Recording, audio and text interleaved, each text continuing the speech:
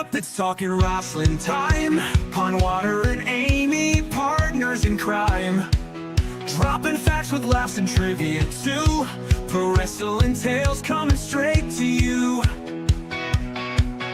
Stories wild and questions quick. Amy and Dave with the perfect kick.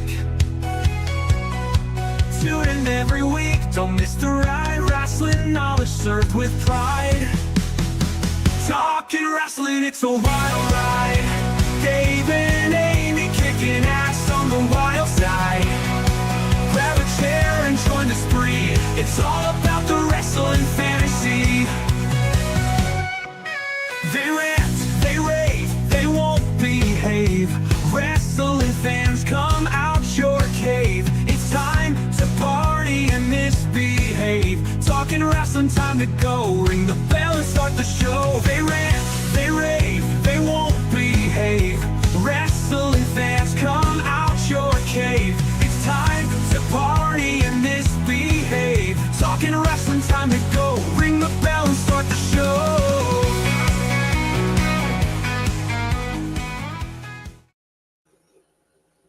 Hey y'all, welcome in for another episode of Talking Wrestling with Pond Water and Amy. I'm Pond Water, so that means that she is the first lady of the Ron Edwardsen fan club, Miss Amy Vaughn. Amy, how are you doing? I'm good. How about yourself? Well, we're doing all right. Doing pretty good. Last week we had to get the hell up out of here. He did. It did. Baby still baking a little bit longer? Yeah, baby's baking.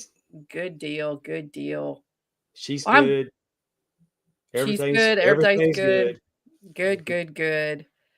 I'm glad to know everything's good.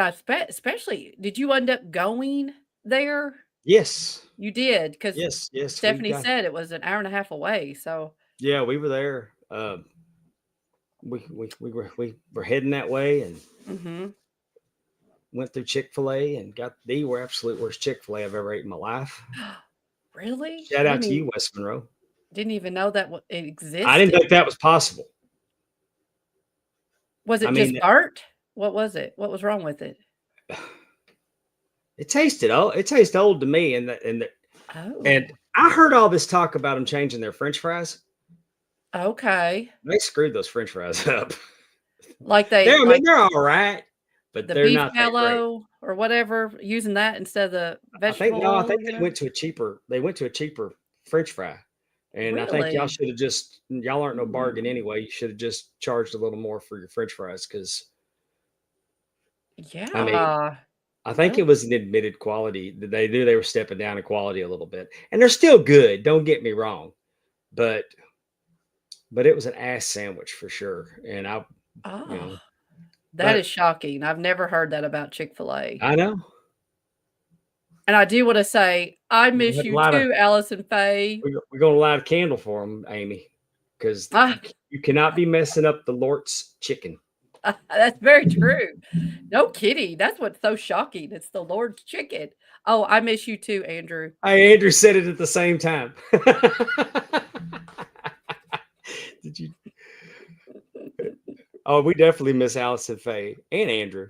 They are together. What's up, Willie Buck? I know they're at the baseball. They're at the baseball watching us. How great is that? I know. They are at the baseball. Kayfabe, Allison Kayfabe, baby. I miss you. You know. Willie Buck, how are you? Hey, I don't know. It got kind of bad here Friday, but what was the weather like? I know that I think I was kind of on the tip, or it didn't really. It was rainy and storming, but nothing. There was a tornado about an hour, I think, from where. There's definitely some places that got hit, but Mississippi, you all were okay? Well, I got up Saturday morning, grabbed my energy drink, let the dogs out, went out and sat on the patio. It felt really good out there. There was a breeze, so there wasn't any bugs or anything. It felt good. Right. I sat out there for 3 hours. Really? Yeah. It was that comfortable. And the dogs ran and played and had a great time. And I kept waiting for it to hit. and then there's like all of a sudden I just got a few sprinkles. And Mm-hmm. before I could get the dogs to go in the house, it stopped. I mean, I Hmm. didn't even get wet. And Really? we sat out there for a while, and then we went in, and you know, thank God it did. We never got it. Mm-hmm.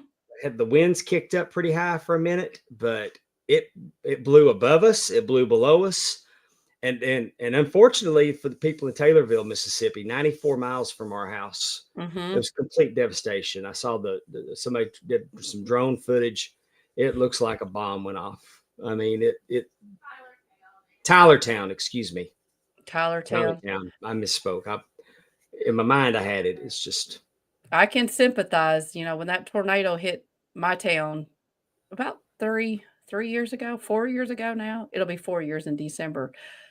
I mean, they're still rebuilding things. I mean, it's just taken that long.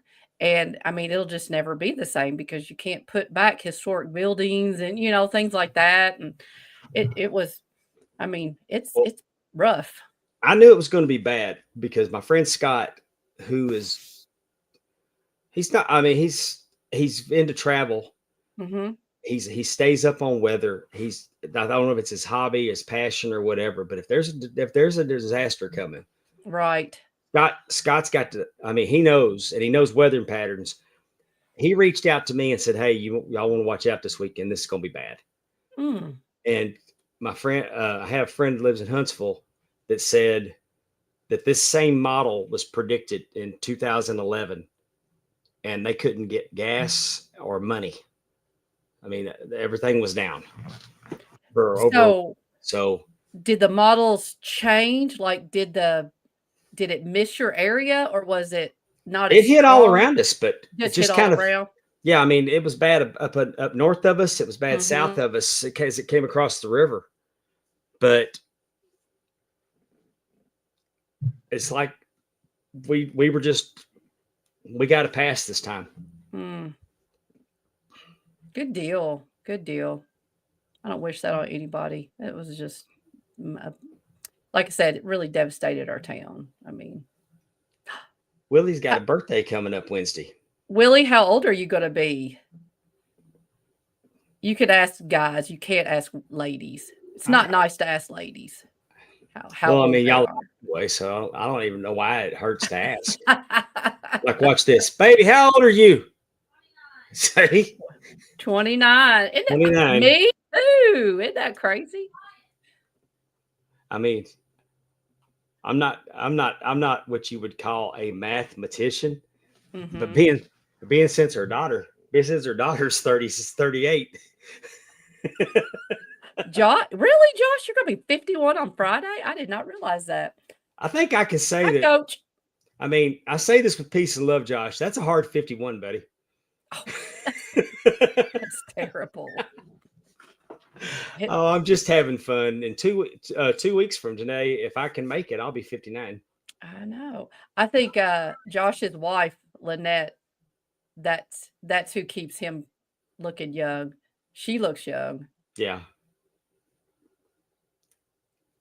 She might be the same age, I don't know, Magician but Darian Staley says. oh, Lord. Coach Keith is with us. Hey, Coach. Yes, everybody's I feel it. Hell, the gang's all here. I know, awesome. Age is nothing but a number. He's right. And Coach Keith is probably But I think it's important, and I blame my mother for this. mhm. You should not give children Rice Krispie treats Why? They're because delicious. then you will eventually snap, crackle, and pop. Boom, boom.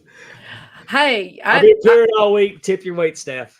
I am, I told you before we went on air, I am gonna have to go to the chiropractor tomorrow, and I don't know how I have hurt my, shoulder, neck area, but That's the I hell of have. it. You never know how it happens. It just does. It's like, what does it interfere with? I can't sleep. I can't turn my head. No. So it's We were told like on the TikTok this week that mm, that we're old. I know, how rude. Well, I just said no lies detected. Well, yeah, no lies detected.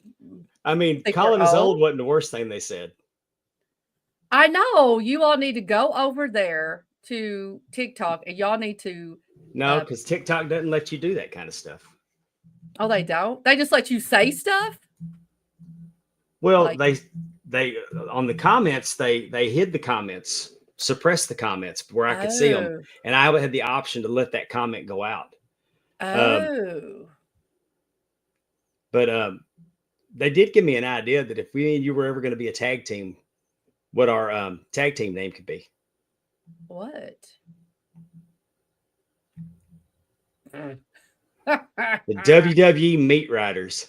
Don't they know? The only I dared. AEW is where I want to ride the meat. Anyway. They took an issue with me criticizing the spot off the top of the cage by Ospreay and Fletcher. Mm. WWE. Anyway, How come someone hasn't been named that? Meat Riders. I mean, Meat come on. Riders. Meat Riders. They've been everything else, right? I think Sunny was the Interesting. original WWE Meat Rider. She has. It is Bless, not. It's not ugly if it's true. bless her heart. Bless her heart. Hey, She didn't start out that way. Bless them. I'm not sure. I think she was. Anyway, what do I know? I just haven't know that when talked she to her. goes to McDonald's, they ask her to quit standing underneath the millions and millions of serve signs. Stop. Not very nice. I know. I'm on. Whether it's true, you are ornery today. I What has got you so ornery? don't know. Just Old man barking at the clouds. 2 weeks until your birthday. Is that what you said? What are you going to do for your birthday? I'm going to host a podcast. Of what kind? This one. Oh. Oh. Okay. I thought maybe you were doing something else on the other channel. No. We're gonna be here, and we're gonna be spending our birthday, my birthday. We're gonna be spending my birthday with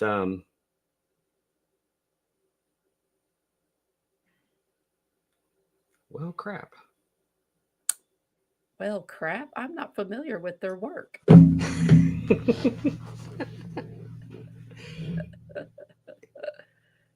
Well, I don't want to get her working name in her.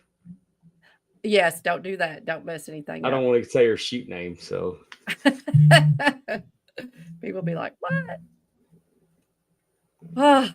What else is going on? I had problems watching Raw on Netflix. I think a lot of people did. I don't really know.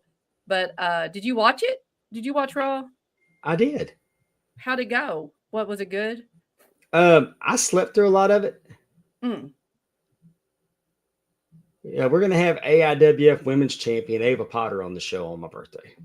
Awesome, champion with I the knew it, champions. but I know both of her names, and I didn't want to get it wrong. Yeah, champion. Heck yeah. We think I this like is. it. We think this is Drunken Pop. Oh. Just you're throwing bot. We're getting booed on TikTok. Now you're going to have heat with our friends. No. You only roast the ones you love. That's very true. That's very true. And we do love Drunken Pop. I got to tell you, this is kind of a funny thing about John Cena. Well, can you put what Darren Staley put? That's hilarious.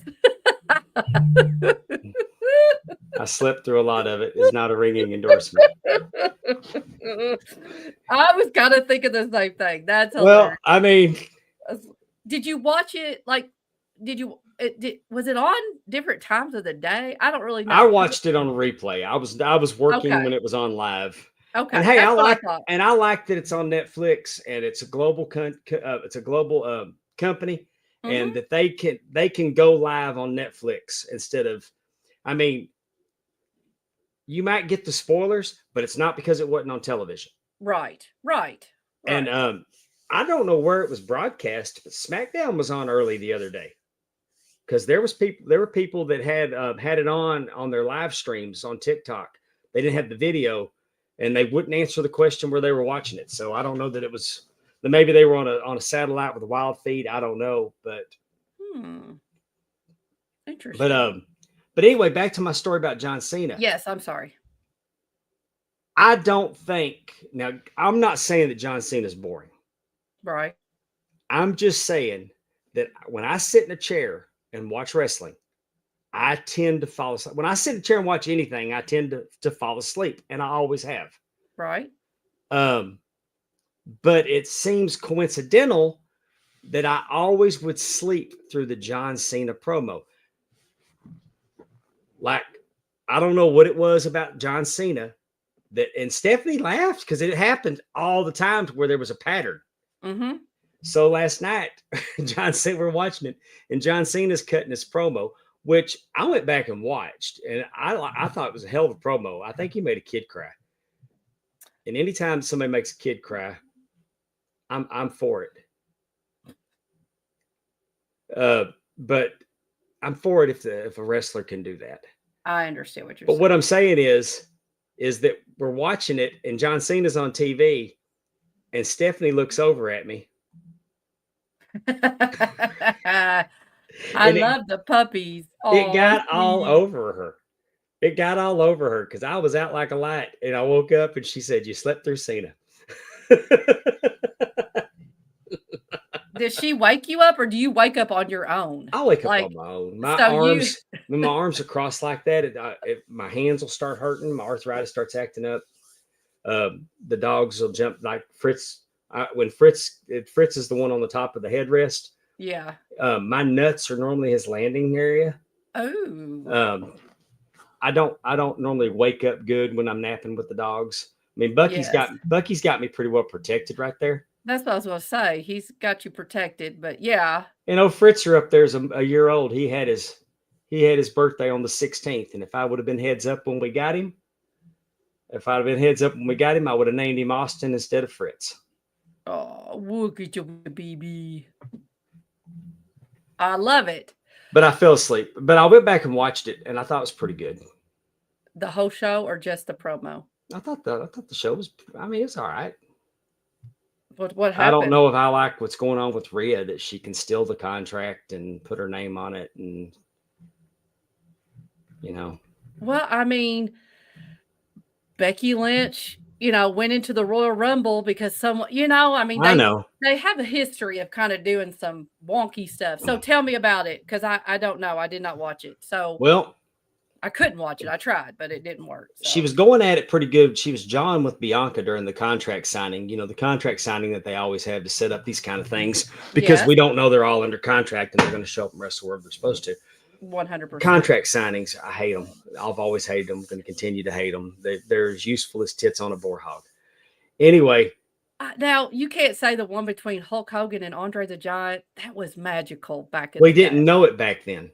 I know. It ain't magical no more. I'm just saying, though. Anyway, Bianca is going and Rhea are going at it. Right. And Io is like, "Hey, I'm the champ." Right. Well, when she did that, she got jawed. And then, anyway, Rhea ended up putting Bianca on the table, and then that's just the whole thing. And then she grabs the contract and signs it and leaves with it. And Pierce goes after her to get the contract back, says you can't do that and all this other. But we knew this was going to be a three-way. I mean, we knew this was going to turn into a triple threat. Yeah, apparently just the way that they've been doing it. Apparently, me thinking that she was pregnant and wasn't going to be wrestling, I was wrong. It was just a working theory. Yeah.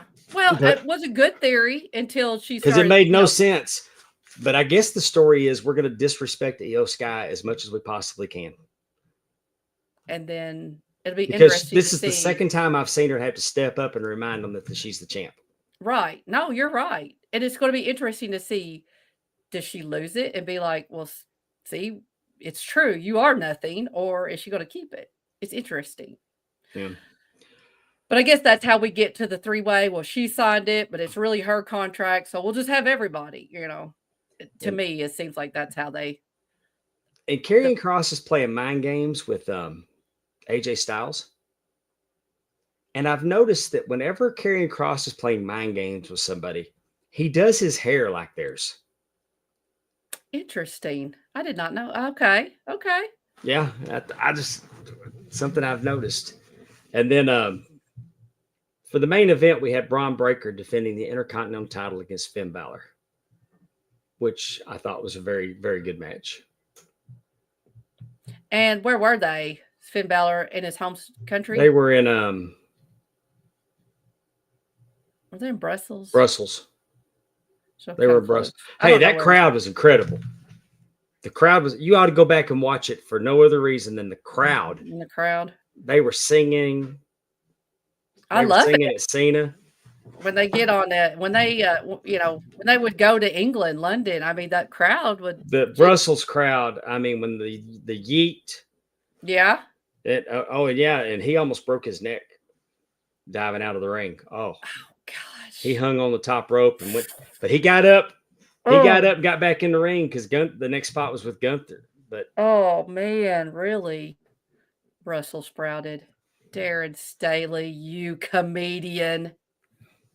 Darren Staley's in the chat spitting facts. You just never know what Darren's going to say to us. Hey, I told Darren, I said, I got to quit reading when you in the chat because I'm trying to do a show and you're more entertaining than I am. I would say you are correct. I think actually getting to the three-way is probably, everybody agreeing, is probably the hardest part. I agree. Yeah. But contracts have been signed, so we shall see how that goes. I think I'm really surprised Karrion Kross is, because I thought AJ Styles was having a feud with Logan Paul. He's trying, but Karrion Kross is screwing with him. Oh, okay. So do you think Karrion Kross will be in Logan Paul's corner or something, or costume? I don't know. Because don't you think that's Logan Paul? I mean, Logan Paul and AJ Styles at WrestleMania? Yeah, I think that's what's probably going to be. I feel like that's where they're going because I feel like everyone that Logan was having issues with, I feel like they all have sprouted, they've all kind of gone off on their own angles. Should be interesting. And I'm trying to think if it's happened. Did the cage match between, my weeks are running together on me. We've had a lot of wrestling because you had, I mean, this was last week, but Revolution was, there's just been a lot of wrestling on. I know.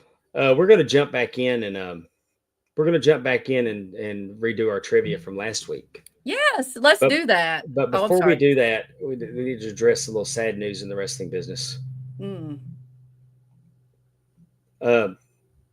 Independent wrestler Vince Steele, professional wrestler, been doing it for 17 years. This past weekend, he had a heart attack in the ring and passed away. And it's just sad. I mean, he did die doing what he loved, though. And unfortunately, 39 years old is way too young. I didn't know him. I've never worked with him. Our paths never crossed. I just felt like we should say something about it because, it's tragic in tragedy in the wrestling community. And his wife set up a GoFundMe. And there's the QR if anybody wants to help him out. She was trying to raise $10,000 to bury him and something for the kids, and they were pretty close when I checked it a little while ago. So if you want to help out, there it is. And prayers go out to his wife and kids. And the promotion you sent everybody home when it happened. They didn't try to continue. One of the referees knew CPR, started working on him, and the paramedics arrived really quick. And it's unfortunately, it just he didn't make it.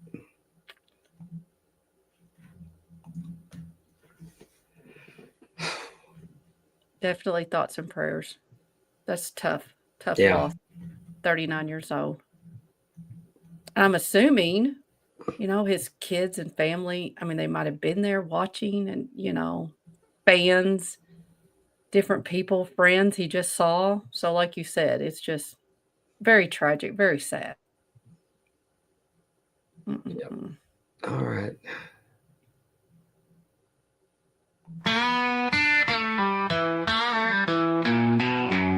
It's time for Amy's Trivia. Can you hang? How? Whoops. I like well, in case you missed it last week, this is WrestleMania season, right? So Right. so trivia is just going to be about WrestleMania. And why not start with the first one, right? Let's go all the way back to the first WrestleMania. Let's see here. So the first match ever at WrestleMania featured Tito Santana facing off against the Executioner, Buddy Rose. It was not Terry Gordy. Tito, well, we talked about that last time. So, well, I know I was going to pretend and do it again. Oh, not a worker. Sorry. As you all can tell, we do not talk about things before the show. We just never know what each other's going to say. Tito won the match in under 5 minutes using what submission hold? Was it the figure 4 leg lock, the Sharpie shooter, chicken wing, crossface chicken wing, or there Indian you go lock? I know. I'm so proud of you when you can learn. I try. Don't tell my husband. All right.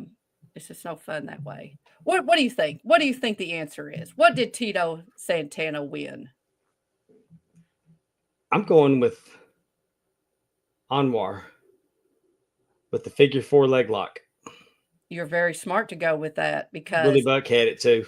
It is the figure 4 leg lock. Staley had it. Let's see if I can remember. Terry Weaver didn't have it because he's at soccer practice, but wanted to check in. Hey, T, we've had the whole TNA top 10 with us tonight. See, they are dedicated. We appreciate them. We do. So much. Figure 4 leg lock. It was the figure 4. I want this for every week now. What? When we do trivia. I want this to be our default trivia font. It is fun, isn't it? This is Ted's best work. Yes, it is fun. I 100% agree. All right. Who accompanied King Kong Bundy to the ring for his match against SD Special Delivery Jones at WrestleMania 1? Do you remember who? I do remember him. I do remember. So I'm gonna let the chat come up with it. This is a fill in the blank. You don't get any options. You've got to come up with. Remember week to week with his age. Oh, I think you. I remember. But didn't get it last week, and I was embarrassed that I didn't get that because it was so obvious. Anybody in the chat want to take a stab at it? Look at this Anwar just coming in. Mouth of the South, Jimmy Hart. He said it with a question mark, so he wasn't sure. He's asking. You would be correct. I mean, he said it with an exclamation point. Jimmy Hart. It took a long time for Darren to answer. I think he. Yeah, Darren was playing. Darren was doing. He was on that Willie Buck game where he was waiting for everybody else to answer. See, I was certain y'all sillies. It was Jimmy Hart. He did. He accompanied. He managed King Kong Bundy at Memphis. Yes, King Kong Bundy was part of the first family, and he accompanied him at WrestleMania 1. How many seconds did it take King Kong Bundy to defeat Special Delivery Jones? It was a record for a very, very long time. Well, was it? We all were answering it, and then I had to go, so I don't remember the correct answer. Was it 10 seconds, 8 seconds, 9 seconds, or 16 seconds? I'm going to go with Darren saying B8. I think I'm going to answer it A10 again and be wrong again like I was last week. Coach is with me, though. Coach Keith is with me. Y'all are so close.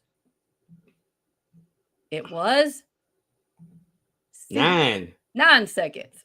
9. Now, granted, that was the official 9. 9.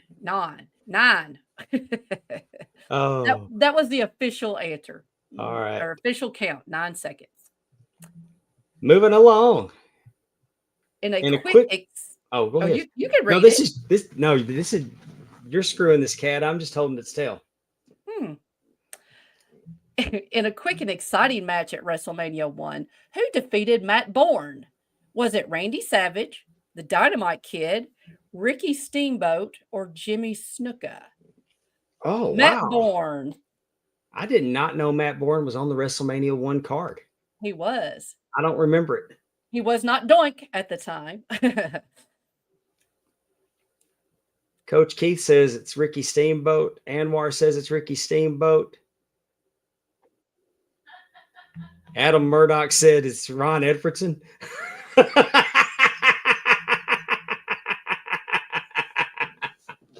Oh, that popped me. Oh, it popped Tippy too. We do have a right answer on here somewhere.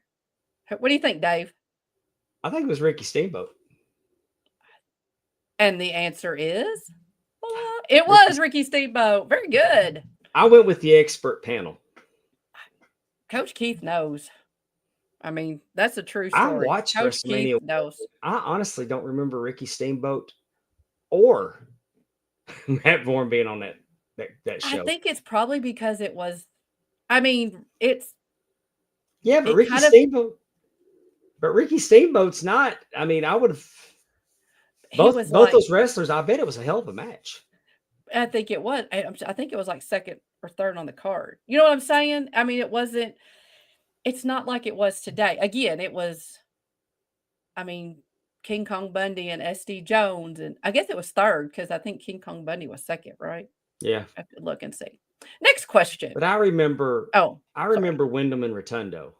Yes. Coming out to Born in the USA, and I remember. Yep. You know, I remember Cyndi Lauper and Wendy Richter and Liberace ringing a little glass bell, and Muhammad Ali. I mean, I remember so much about it. Do you remember who Wendy Richter wrestled? Moolah. No, she did not wrestle Moolah. She didn't wrestle Moolah? Nope. Leilani Kai?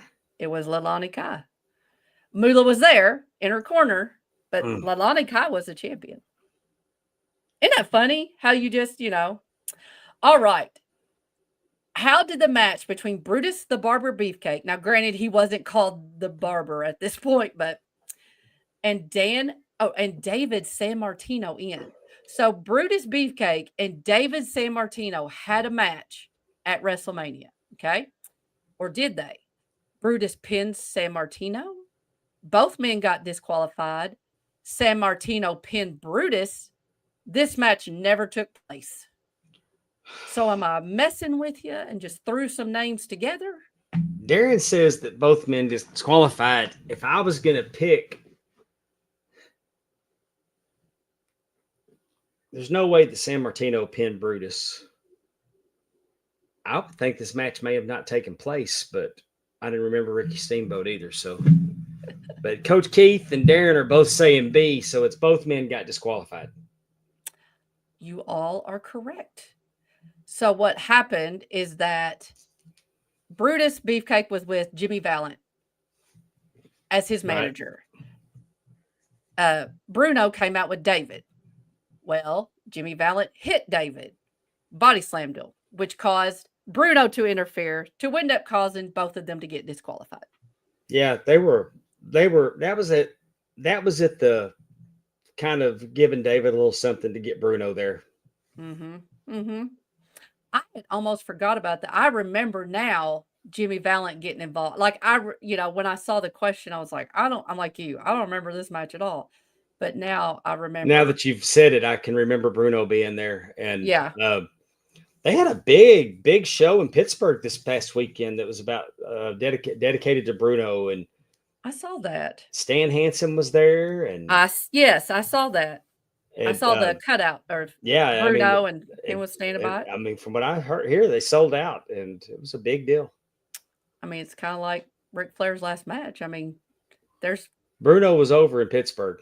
Definitely, yeah, that's what I mean. And like Bill After was, I think he hosted the whole thing, and And yeah, how cool. Stan Hansen's incredibly nice man. All right. Next question. Did the Junkyard Dog win the Intercontinental title at WrestleMania 1? Yes or no? No. Anybody in the chat want to take a stab at it? Everybody knows that Junkyard Dog never got a title in WWE. He didn't win the title, but he did win the match. Twice. But he did not win the title. It was very interesting because it was like Greg the Hammer Valentine got disqualified, but somehow Tito Santana came out to tell the ref, so they restarted it, but it wasn't going to be for the title. It was kind of, there was a lot going on in that match. They were working too hard. Yeah. What foreign object did Nikolai Volkov and the Iron Sheik use to their advantage to defeat the U.S. Express at WrestleMania 1? Oh, I know that one. Go ahead, Dave. What was it? It was Freddie Blassie's cane. 100%. It was Freddie Blassie's cane. That pencil neck geek. That's right. And are you in the loop? Are you in the loop on pencil neck geek? I feel like I've heard a story, but you can tell me. Classy Freddie Blassie. I don't know. He was big in Hollywood. Mm-hmm. He's actually on an episode of I Love Lucy. Mm-hmm. Because he was big in the San Francisco territory, right? Right. He called people pencil neck geeks. Mm-hmm. And he wrote a song called Pencil Neck Geek. Okay. And it was played. It was like a novelty song, like your Weird Al Yankovic songs, or like They're Coming to Take Me Away, and all those weird songs. Right. And there was a show called Dr. Demento. Dr. Demento played all these records, and he was when you say a show, you mean a radio show? He was a syndicated radio show. Okay. Because that's where Weird Al Yankovic really came to his popularity. They would play songs like the One-Eyed, One-Horn Flying Purple People Eater and all that.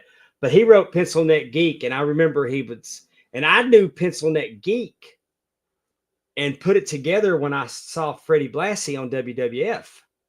That was the Pencil Neck Geek guy. Oh, because Blassie was managing at that point. Right. And but he was like Pencil Neck Geek, grit eating freak, scum sucking pea head with a lousy physique.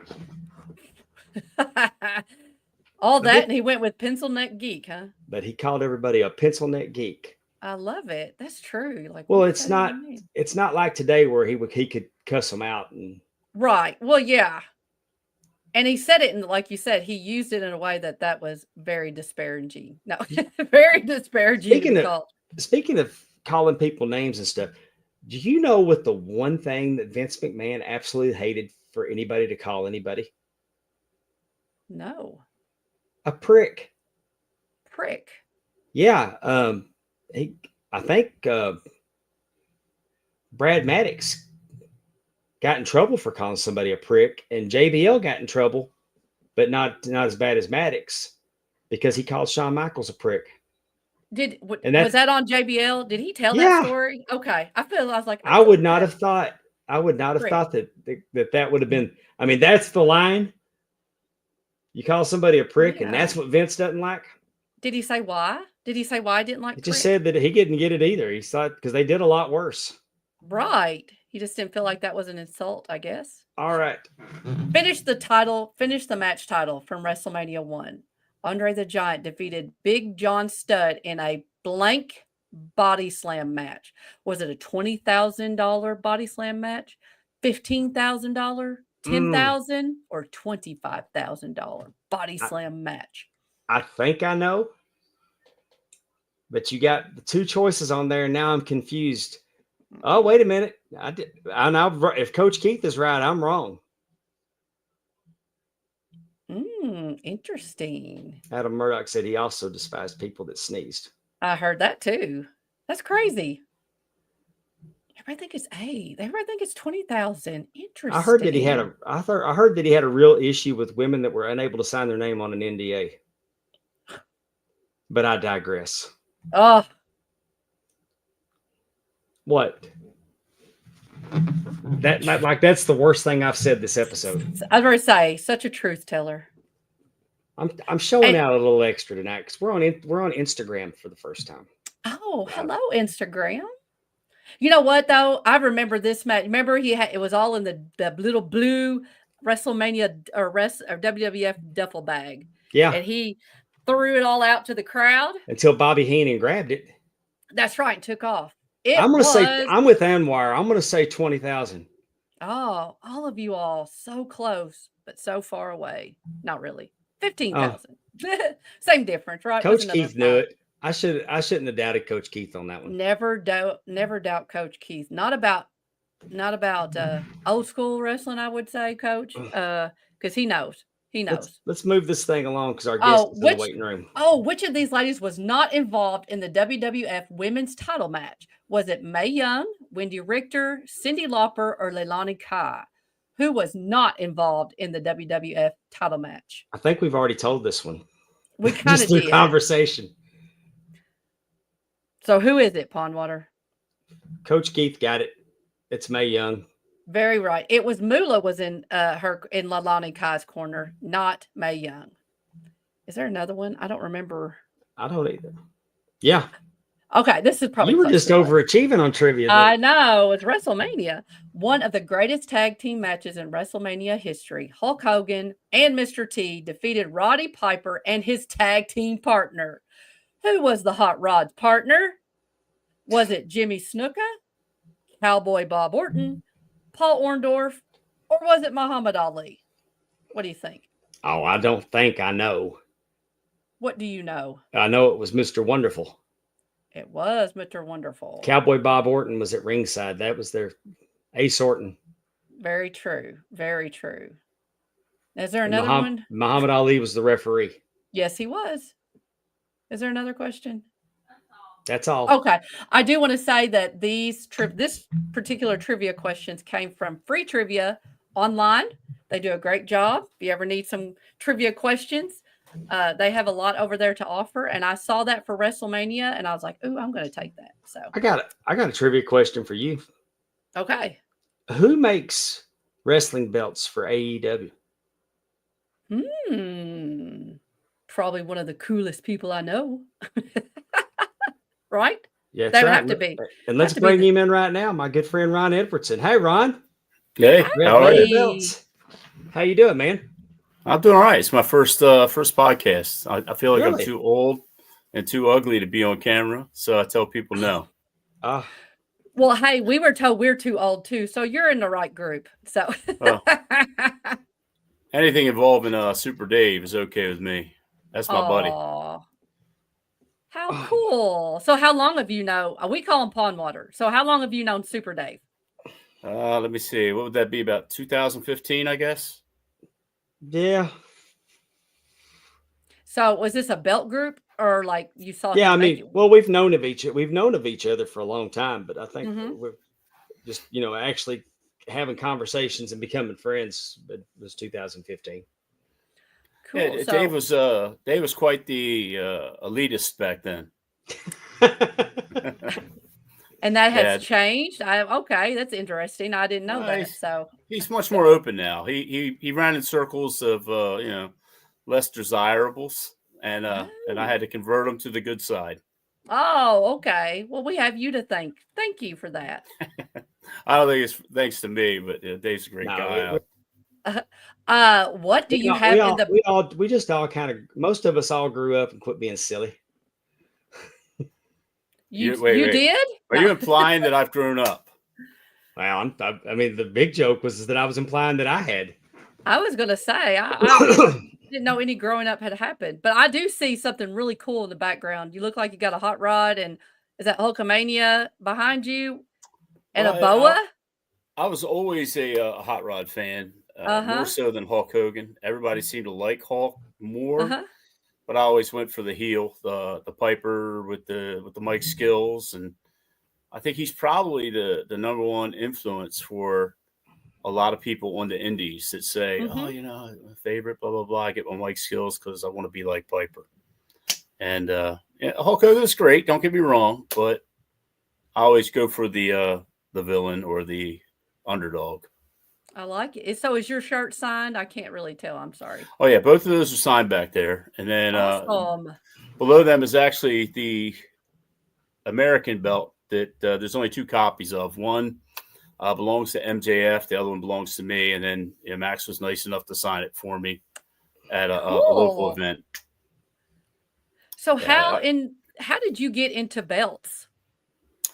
I think it started with LJN, the wrestling figures, the ones from the early 80s that if you hit your brother with or your cousin, you might cause a concussion. They're that heavy.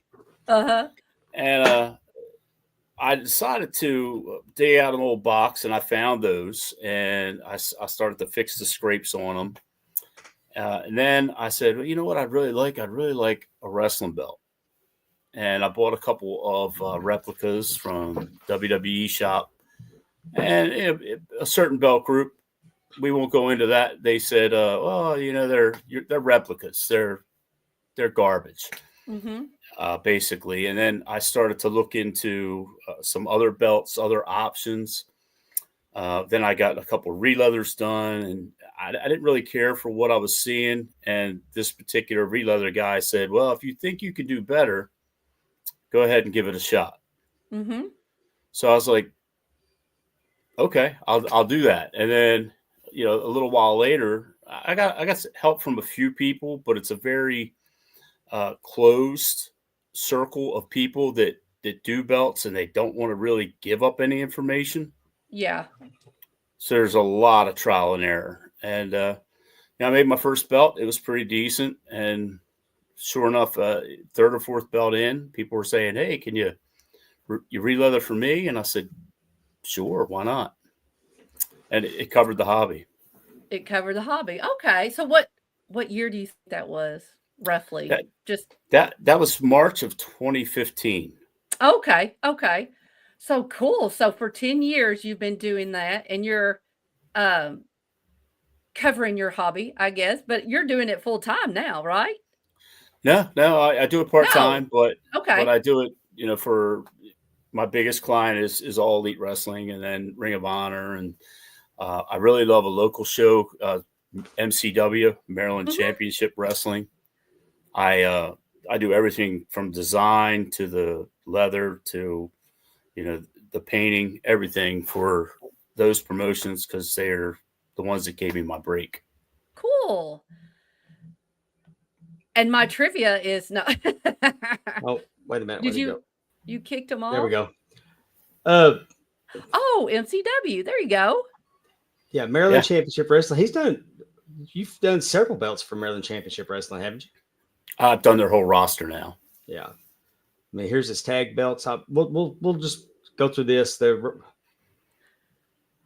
can't believe you found these pictures. These are great. Explain the Rage TV. Why is it the Rage TV belt? Well, they have their own their show called Rage TV. And they want it. So it's like their television championship. Gotcha. I like it. That's pretty. I didn't know that. I wasn't sure about the Rage part. I'm familiar with MCW, and here's I like those.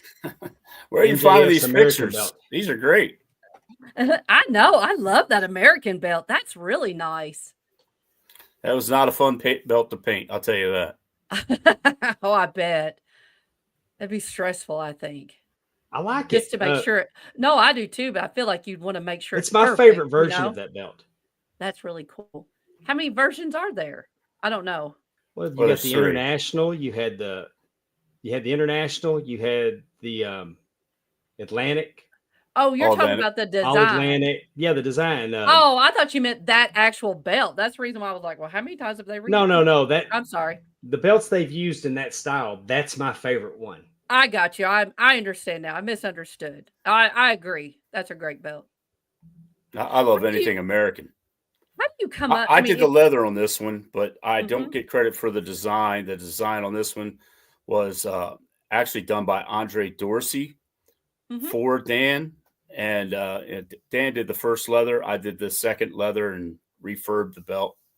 And then I did the V2. Let me ask you a technical question about this belt.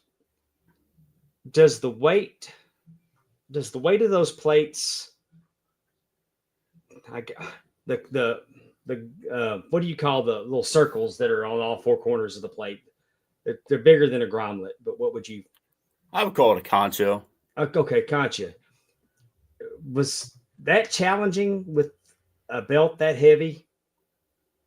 No, I don't think so. Okay. I mean, but I'm a different kind of person. I always look for a solution, and I don't really worry about problems. Problem is just something I got to get past real quick. Okay. Well, do you ever have anybody say to you, like, the belt needs to be under a certain weight? Like, I mean, or, are they looking for, because again, I mean, they could get really heavy. Like when you're making a design, is that even something that you think about, or is it something that comes up later? Do you know? Is it just my question? Overall, I think that the heaviest belt out there is probably going to be the IWGP and the All Elite Wrestling World Heavyweight Championship. Mm-hmm. I don't know what the IWGP comes in at, but I know that the World Heavyweight for AEW is around 14 pounds. Oh, my gosh. And a lot of the wrestlers don't seem to like that weight. They like to, slim off about 3 or 4 pounds to be comfortable. Plus, you don't want that weight. Back in the day, everybody used to say that the Mid-South North American belt weighed 20 pounds, but I've held the ring used Mid-South North, and it's not that heavy. Well, Tyrus has got the 20 pounds of gold, so that's only about 10 pounds. Are you saying that wrestling, they exaggerate? I did not know that. So, yeah, I'm built at 6'4" and 280 pounds. This is a cool background on the TNT. I like that. Did you design this, or this is your leather? No, this is completely from a circle. Like literally, I draw a circle, and then I cut into the circle with some dips, and then Cody Rhodes actually said he wanted bars like a winged eagle. Yeah. And I said that's not going to fit this belt right. I said, but we could put bars on it. I just don't recommend that they're the welded twisted bars like a winged eagle. Yeah. And, he asked why. I said, well, I mean, generally they're going to end up snapping off at some point in time. And then it's going to come back to me for repair. So right, we're better off to make it a part of the plate. And I think that this was my favorite version of this belt. It's very nice. Yeah. The 1577, it's got that many stones in it. Ooh. It's about 8 hours worth of. It's incredible. I mean, I'm sure they're a pain to make, but it's beautiful. And there's back to the All Atlantic, the first version before they. That's my favorite. That's your favorite one? This is your favorite one? Oh, I love that whole trio, but the American is my favorite of the three. But that's my favorite design because, as you know, it goes along with like the Mid-South. Mm-hmm. And I wanted to make it kind of, I call that style belt a lock and key because those outer plates lock right into the main, and then the outer plates lock right into the outers. So yeah. And then you have different styles. I like to kind of go with anything that I think that Reggie Parks would have made. Because, he's the GOAT. I don't think there's a designer that's ever going to be as good as Reggie. I'll take second place. I don't mind. Well, I love the design on this. The locking plates are very cool. I love flags on a belt. Like one of my favorite belts that I have in my collection is World Class Light Heavyweight. And it's because it's got the flags on the side plates. That's a beautiful belt. I love flags on a belt. This is a fun one. I love the belts. I hate the name trios. They're 6-man tag team championships. But that's old man barking at the clouds again. I'm not a fan of the term trios. But what about the scissor me belts? The scissor me belts are awesome, and I should have included them on here, especially since you have that very cool scissor leather cut on it. And then here's a picture of the heavyweight and the tags. The tags are 100% Ron's design. Do they, if you can tell us, I guess, when you got, like you said, 100% your design, did they just say, like, we want it to have like a main plate and side plate? Like, did they give you any instruction, or they were just like, give us your best work? Or how did you come up with that design, I guess? Well, the first question I always ask is, give me some ideas of what you're looking for. And they'll say something like, well, we'd like to see the AEW big in the middle. We'd like a nameplate. And just show us what you got. And in this particular case, this was my first belt for All Elite Wrestling. And I had done a belt for a custom that changed into Jimmy's Famous Seafood. Oh, yeah. Belt. And then I kind of built on that, widened it, did some different things, and added a whole bunch of elements. And that's how I came up with the concept for the tag. Wasn't it a horror belt as well? No, I did a horror belt for some kind of convention that they had. Right. It was called the Days of the Dead convention. Yeah. Oh. It wasn't the same. It wasn't based on that style. Oh no, this is nothing like that. I try to be original, but at this point in time, everything looks like something else. Right. Like the AEW world looks like an IWGP in certain portions. The tags kind of, people say, looks like the WCCW. But you can only draw a circle so many times before you're like, hey, I've already drawn that circle. Yeah. Is there certain certain belts that you like to emulate more? I mean, you kind of mentioned anything. Reggie Parks, obviously the GOAT. Like, do you like looking at his designs and getting inspiration? Not necessarily copy, but are those the type of belts that you look for when you get an order? Like, well, we just want this, and just show us what you got, kind of thing. Yeah, I mean, that's a good question, because I think a lot of the designers now, they want to jam so much art into a little area.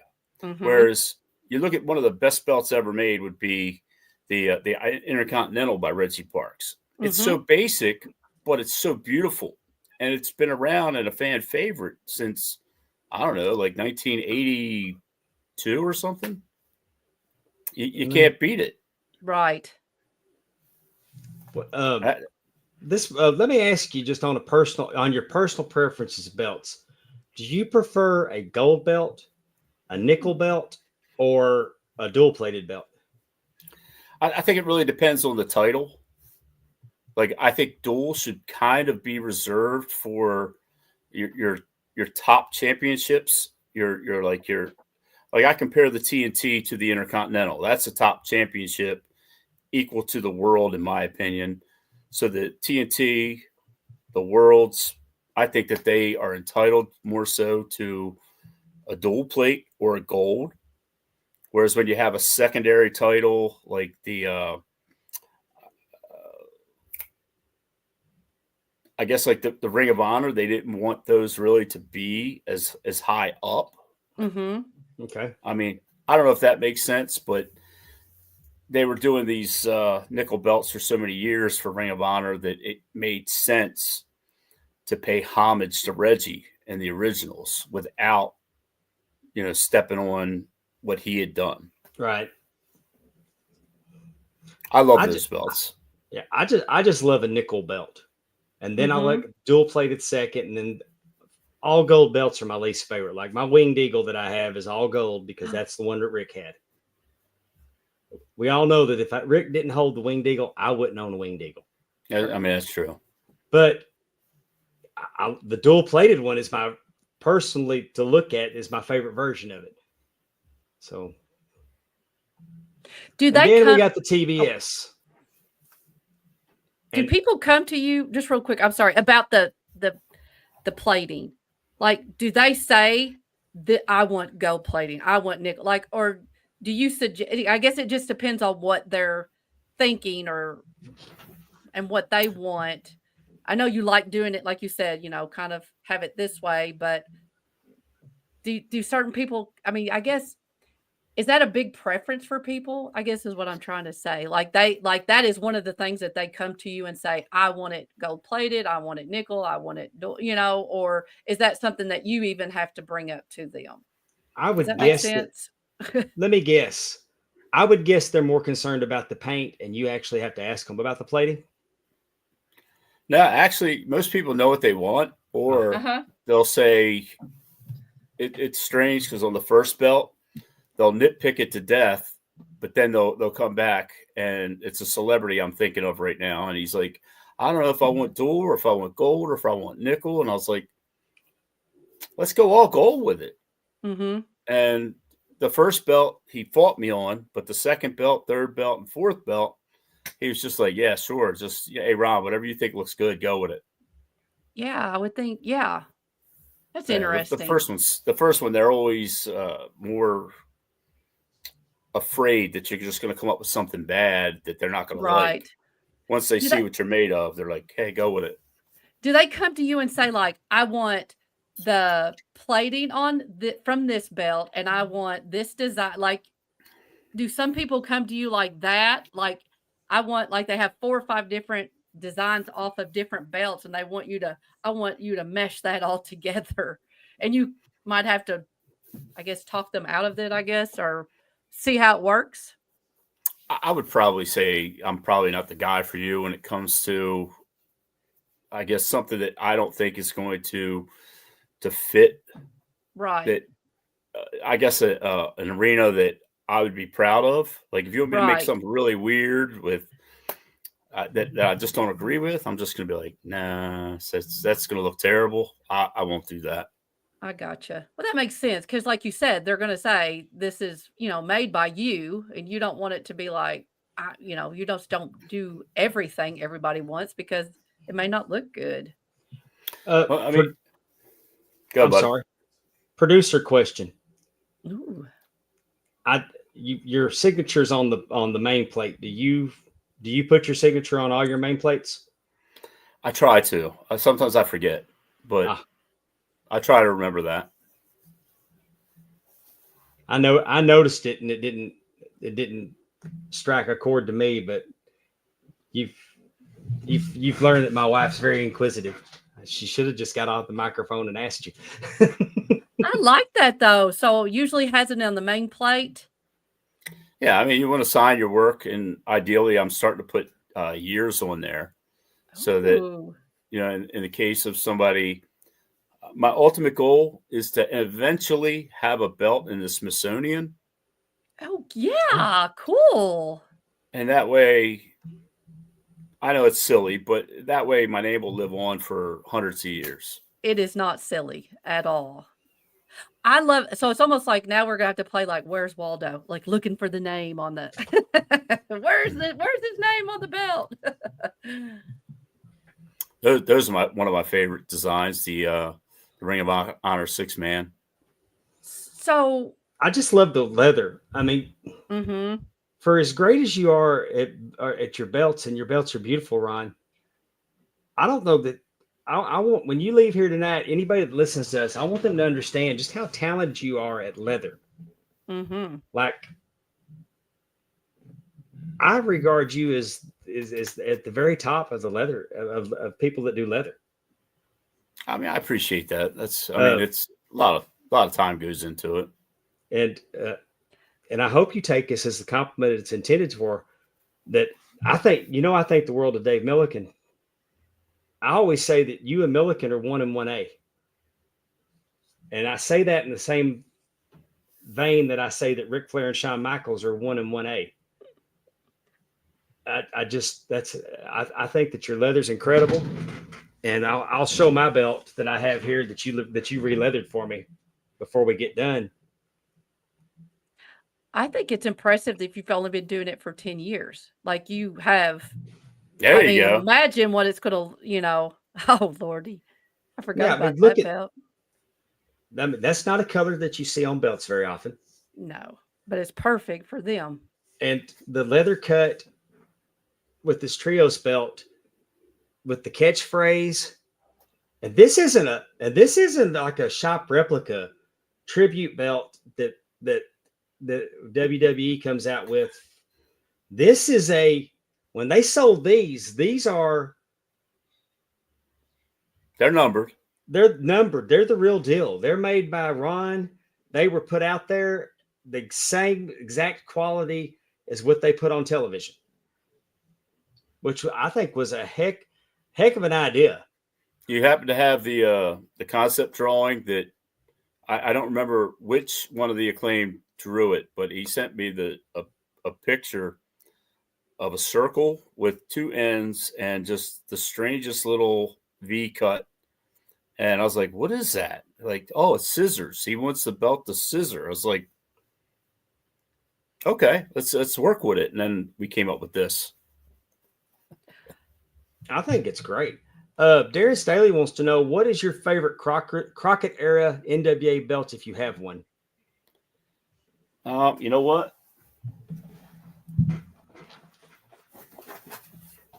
Does this qualify? As he whips one out. That's Crockett. Okay. This is my favorite. And you know why?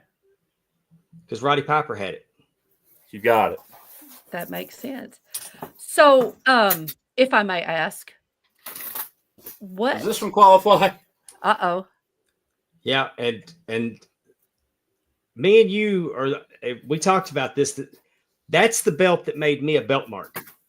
Oh yeah. But okay. I saw it on the back of a Pro Wrestling Illustrated with Ricky Steamboat, who I had no idea who he was. Mm-hmm. It was an advertisement for a wrestling album, a photo album, not like a record. Okay. They weren't doing silly shit. They weren't doing that silly shit at that time. But Ricky Steamboat with that white belt, it just got that big white main plate got my attention. Mm-hmm. And that's the belt that made me a belt mark. Ron, on the other hand, relates it to Roddy Piper. Mm-hmm. Oh yeah. So, but it's but he said that's the belt. That's the belt that got him initially. What again, if you could say, what belt put you or leather, whatever, put you on AEW's radar as someone who could do work for them? I'd probably have to ask them, but I believe it was actually a copy of a belt that I made for a fan that he really liked it. It was a football belt. Oh, and cool. I painted it purple. It's for a great kid, Jacob. And that was seen all around, and I was contacted about that belt. Awesome. Are you artistically trained, or I mean, like, I don't know how to, I couldn't do it. I'm not very artistic, but I feel like you must have some kind of artistic eye to be able to do something like this. Is that true? Yeah, I mean, I would think so. I think that symmetry is the biggest thing. Yeah. But you'll notice with all my belts, I like to tend to lean towards eight snaps on each side. I like to get rid of logo plates. I hate tips. I like a main plate that kind of mirrors side to side, and I like my side plates to mirror the other side. It just, I think your eye naturally is drawn to symmetry. Yes. And I think that when something sticks out, it's just like, I don't know. That's just my personal preference. So. Right. No, I understand that. That's cool. I'm just sitting there thinking, like I said, I wouldn't know where to begin, but I like that, the symmetry. Obviously, you two, especially, you two are belt marks, as Dave said. That's kind of how you met, is through the belt community. So you know a lot of what you like you said, what you like about belts, what you don't like about belts. Is that something too, like as you all were in different groups and you talked about different belts and different, like the snaps or the Velcro or things that you liked and disliked, do you kind of keep that in the back of your head when you're thinking about designing a belt? Like, you knew, well, how many people have said they don't like this or whatever? Does that ever come into your mind? Maybe not. I'm just asking. Sorry. No. Weird Does question. it come into Sorry. your mind of how often you're going to have to repair it? Oh, yeah. Well, if you do it right the first time, you don't have to repair it. So, but none of them are designed to be heaved across the. I mean, thrown out of a ring and up a ramp and. Well, the better question would probably be is what does it do to your innards when you see someone take your belt and throw it 13 feet away from the ring? Yeah. 13 feet down, and you hear that, it's just like, oh, you feel it. And I know that you get to repair it, but you don't want to. Right. It's like your baby. It's like, oh, what did you do to my belt? Come on. Oh, it drives me absolutely crazy, especially when a tag team will take their belts and they'll clang them together like they're wine glasses. But if it's made right, it's not going to break. Right. Yeah. I never really thought about that. I bet you do. Like why are you slinging that? What, thinking of all the hours, the midnight oil that you burn to make it. And you're like, why are you drop kicking it down the aisle? I bet that would be. Oh, there had who's that wrestler in Japan? Is it? He does this. Is it Naito? I have no idea. He was their Intercontinental Champion, I believe. It was that belt on white leather, and when he was champion, he would just kick it all the way to the ring. He just, beat the living crap out of that belt. But that was his gimmick, is just kicking that belt. He wouldn't pick it up; he just would kick it and just slide it across the floor. Yeah, I lent the belt to a wrestler, and when I got it back, it had, I think, 3 broken bolts, and the belt was covered in blood. Oh. So I kept the blood on there, actually. I did repair the bolts. So what kind of belts do you like to collect? Anything really that was, I guess, a keystone or a benchmark in my youth. Like the first belt that I saw defended was the Big Green. And the second belt, probably the same night, was the Intercontinental. I think Tim Lee, you remember him? Yes. Yeah, he made a really nice Big Green. That's from what I'm told is very accurate. That was one of my first want belts, and then they went to the 84, the 85, the 86, and then the Winged Eagle. So anything that era, and then I think wrestling fans, I can't speak for all of them, but I think we skip decades. Like you get sick and tired of wrestling when you're watching it from like 1980 all the way up to around 89. You don't watch for 5 or 6, 10 years, but then you come back to it because you realize why you loved it. And then I came back in 99 when The Rock and Stone Cold were having their big battles. And I met Kurt Angle. He was a really nice guy. And then I did another hiatus until around 2014.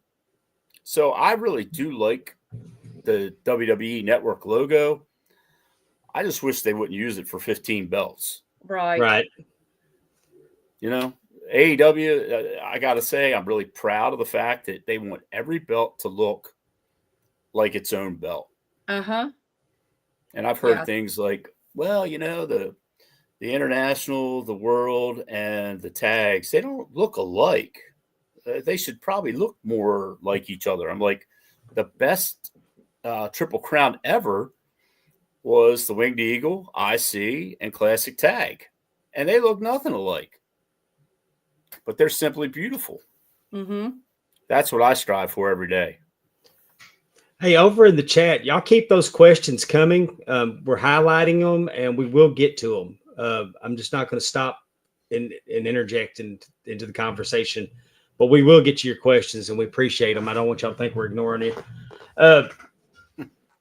I'm the same as you about the belt collecting. I like my belts to remind me of something. And I did get off into this like a Pokemon type situation where I wanted to catch them all. Like, I really like Charlotte Flair, so I got all the Charlotte Flair belts, every belt that she's held. Now I'm kind of like she's back, and I'm like, please don't let her win anything else because I don't want to have to get another one. because not having the one that she doesn't have would probably get to me. And I actually got a belt from you that completed that collection. The original, it's the NXT. It's re-leathered and restoned. It's the shop version, but Ron re-leathered it and restoned it. It's a beautiful belt. I had fun making that. It's behind me up here at the very top. Oh, there you go. Oh, okay. So if you're watching Ron, on YouTube, you would have seen that. What kind of things? So like Dave said, he sent you that and you re-leathered it and restoned it. Can anybody contact you? And like, what are some of the things like you will re-leather, or what kind of things will you do for a person who's wanting a belt or has like he had the NXT belt, but he wanted it re-leathered and some other stuff done to it? I guess, how do people know how to contact you about that and like what you're willing to do? I don't know if that doesn't, not willing to do, but want to do, because you're busy, I'm sure. Yeah, I stay busy. So I guess if it's something that I have never done before, I like to do it. If it's something I've done 10,000 times, I'm like, I don't really know. But I think the main factor is people that don't ask for updates are awesome. I love those people. Okay. Because if I'm working on a belt right now, you might think that's the only belt I'm working on, but I've got like 10 belts in art. I've got 20 belts in etch. I got a bunch of belts in plating, and I've got a bunch of belts in painting. And if I have to update 100 people, right? Can you imagine? Yeah. Hey, Dave, it's Monday. I haven't got to your belt yet, but I'll be working on it probably in the next few weeks. Hey, Dave, it's Tuesday. That's kind of what some of them want. Uh-huh. And what happens is there's been so many people that have fallen behind, so many people that have taken orders with no intention to ever finish them, or people that got overwhelmed and just quit. And so I think that's made it harder for everybody that handles their business the correct way, because you send off, and these are an investment. I mean, this is not these aren't toys. Sure. I mean, yeah, you can go to www.shop.com, Fanatics or whatever, and you can buy one of those toys. But when you shell out thousands of dollars and you're waiting and your nerves start, because also you were excited. It's kind of like buying a car and they tell you can't have it till next year. So I think the majority of belt collectors panic, whether they have a reason to or not. They panic, and the silence just gets louder.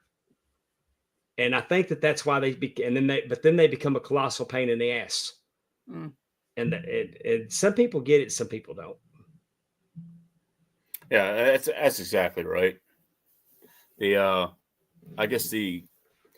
I like the anticipation of waiting for that, like the JMAR 3D.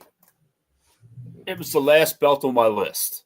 I had myself a list. That was the last final piece, and it took me 9 years to get. Oh, I like that wait. I mean, that 9 years to get that belt, it made it worth it, because now I'm kind of like, what do I collect now? I don't know. The only thing I can collect now are, my belts, which I didn't really think to do too much of, and now I'm getting more into it. Well, you probably never in a million years when you started. When you started, were you just doing was it your intention to be doing for collectors, or was your goal always to make belts for a major wrestling organization? No, I just wanted to make belts to fund my hobby. I wanted the leather work and the plate work to pay for the next Smoking Skull that I wanted, or the next whatever. And that seems like the best way to do it is because if you're doing something that you love, it's not work at all, or at least doesn't seem like it. Mm-hmm. I got to give a shout out to Adam Murdoch.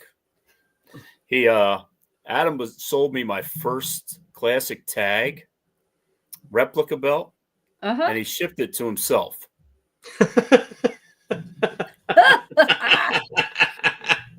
I was losing my mind thinking this guy just ripped me off. And since then, Adam sends me birthday presents. I send him birthday presents. He's just the nicest guy on earth. Awesome. In fact, he's the guy that found the bridge belt. I was going to ask. I'm trying to figure out how to ask you about that. If you could tell that story and not give too much of away with it. Adam messaged me and said, "Is this a Reggie?" And I looked at it and I said, "Man, that thing is really beat up, but it's definitely a Reggie." He said, "Well, this guy wants like pennies for it. It was like I think $300 or $400." I thought it was just a Reggie tag beat up, and I said, "Well, I'll give you $4,500 or whatever I gave him. I think is either $4,000 or $5,000, $4,500." And I said, "I'll give it to you right now." So he went and bought it that night for like $300 or $400, sent it to me the next day, and it's actually right here too.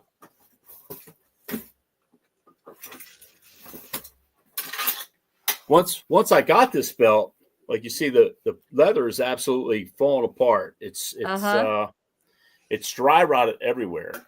So my first thing was like, this belt's been wet, and I mean it's been wet bad. So I did a whole lot of research, contacted the lady that sold the belt to Adam. She told me the story. And the guy that he got evicted, left the belt behind.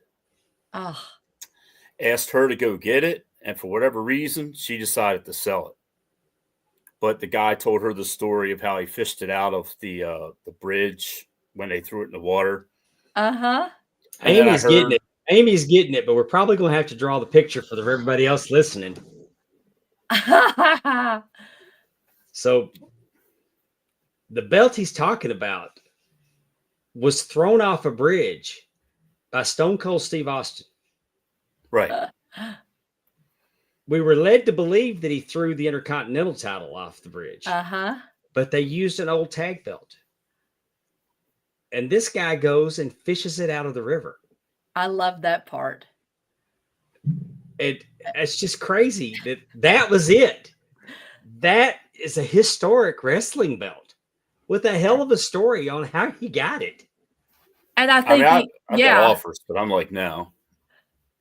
I think the best part is that guy, after doing all that, he probably owed that woman money, and she was like, "I'm selling this thing," and now you have it. It's like, what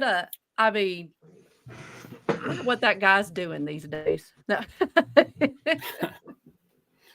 Probably missing his belt. No kidding. Oh my goodness. That is well, if he thought enough to go get it out of the river, he knew what it was worth. Right. No, yeah. Or just because he tried to sell it back to WWE and they wouldn't. They just told him to keep it. Well, there's two rumors. One is that he tried to sell it for $5,000. The other is that he tried to trade it for a job. I don't know which one's true, if either. Interesting. And WWE basically said, "No thanks, just keep the belt. You're welcome." That's a funny skit if you haven't seen it, by the way, where Stone Cold's, "Hey, Rock, I got your flippers." He throws them out in the water, and he goes, "Because I know you can't swim." I was like, oh, my God.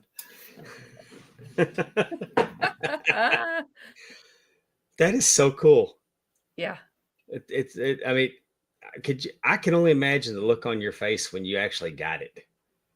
I still thought it was just a tag.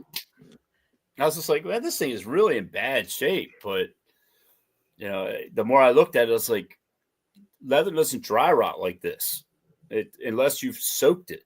Right. And it had to be in some form, like, I guess that water's brackish. Did the backing stay on it?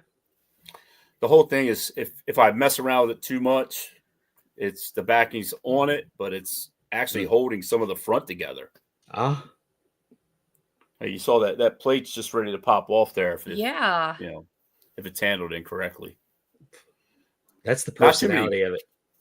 That's the great part about ring belts is the personality. There's 2 ring belts that Percy Pringle had. Percy Pringle had one of the world class tags, and he had the Texas heavyweight belt. And he sent them to Dave Milliken to have them restored. Oh yeah, you don't do that.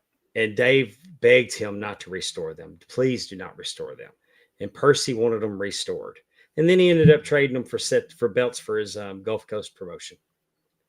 But after they've been restored, but the personality of those belts, that's what. Yeah, but why would you? And I'm sure they didn't mean anything to Percy, right? I mean, they were just. I mean, Ric Flair's not. He's not weak. He didn't even know. He didn't believe that the big gold that Conrad has. He didn't believe that was the real one. He thought Hogan had it. Hogan thought Hogan had it. They had to prove it to him. So I would think that would decrease the value of the belt, even if you restore it, right? If you were trying to. Oh yeah. I mean, if it was one like you said, that's ring used belt, I would think that would. Interesting. Oh, absolutely. Like Conrad, he doesn't want a belt that's been messed with. He wants the broken bolts. He wants the missing snap. Me, I can't. I have OCD really bad. I can't have a broken bolt. Right. I gotta fix it. Which kind of is a really funny point on others. Like collectors will get a belt brand new, like a classic tag from Reggie, and they'll nitpick little divots or a scar on the leather. Meantime, this belt's in the worst shape I've ever seen a belt in, and I love it. It tells the water. Yeah. It's got terrible etching. It's got Stone Cold's autograph on it. It's missing paint everywhere, but I wouldn't touch a thing on it. Well, I think it's that may be the coolest belt you have. I mean, I got some cool ones. You do. I have a beautiful bling TNT. I have a beautiful World Heavyweight Championship for AEW, and I've got a whole bunch of indie belts that are. I love the classic indie Reggies. Yeah, the indie promotions are where the foundation of the wrestlers are. Got it. I think it's really cool now that independent promotions are going with good wrestling belts rather than they used to buy the Figs Inc. and slap stickers on them.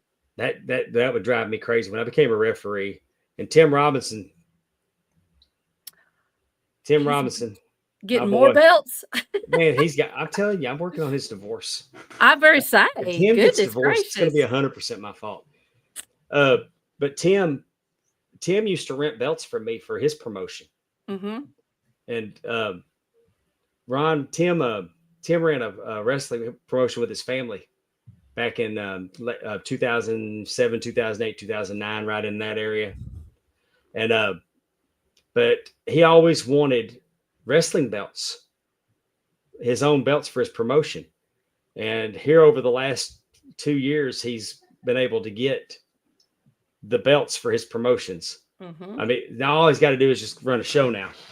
I told him I told him I'd drive to Texas and work it for free just so I could hold every one of those belts up. But who made them? Huh? Who makes his belts? Big Time Belts. Oh, that's the name of the company. Yeah, Zubair. Oh, okay. My guy. Oh yeah, I don't know. Yeah, I've told you about him before. I try to strictly stay in America. I understand, but he's got original belts, and they're the concepts that he came up with for his promotion. And I mean, it's just I'm watching his belt dreams were for years, and watching his belt dreams come true has been great. And I just love it for Tim. Can you show us that the flag one again? The three belts you had with the one with the American flag on top. Do you know what I'm talking about? The first picture that you showed us.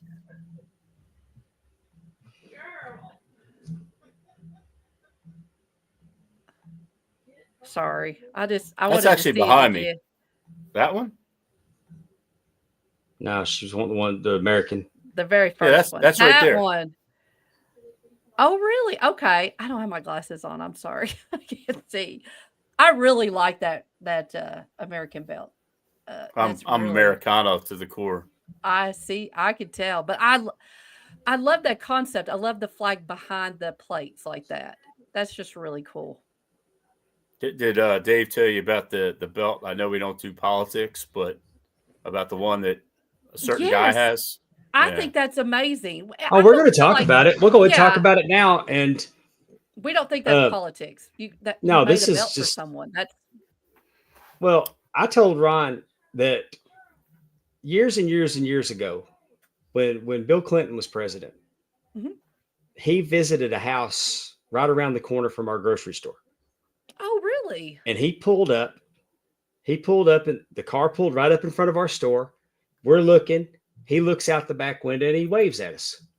And it's kind of a yeah. But I mean, it doesn't matter. It doesn't matter what your politics are. If you get to see a sitting president of the United States, it's pretty cool.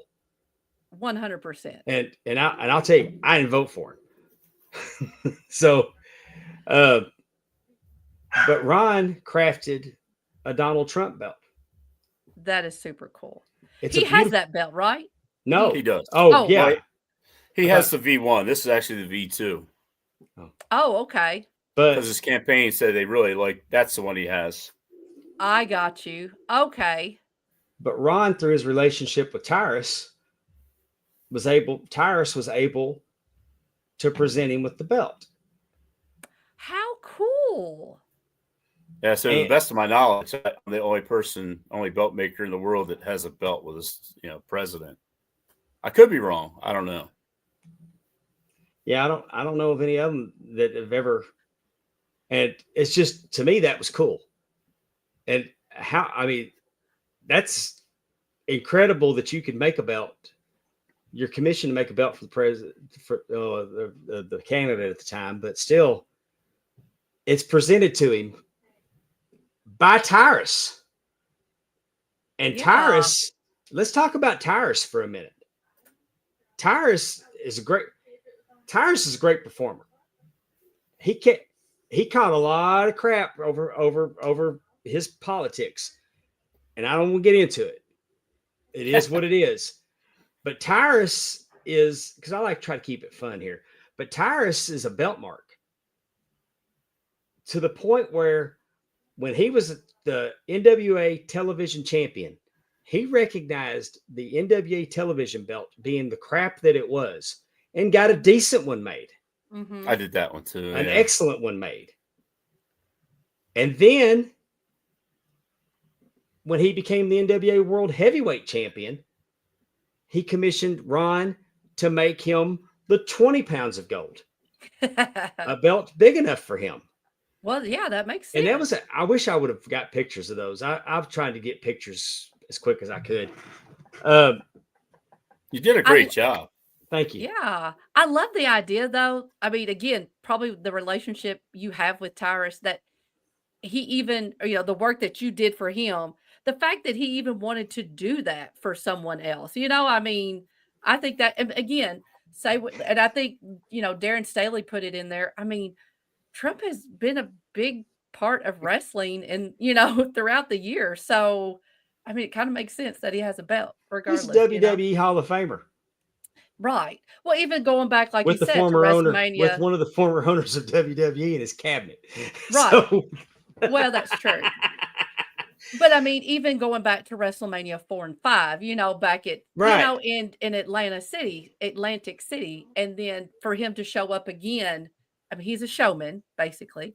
So, Darren, if you want to commission a Biden belt, I bet Ron would be more than happy to do that for you. But I don't know if anyone has. So, I mean, that's all I know. Tyrus commissioned the Trump belt, so that's what you did. I'm going to tell you, I thought that 10 pounds of gold you did was excellent. 20. Well, you know what I meant.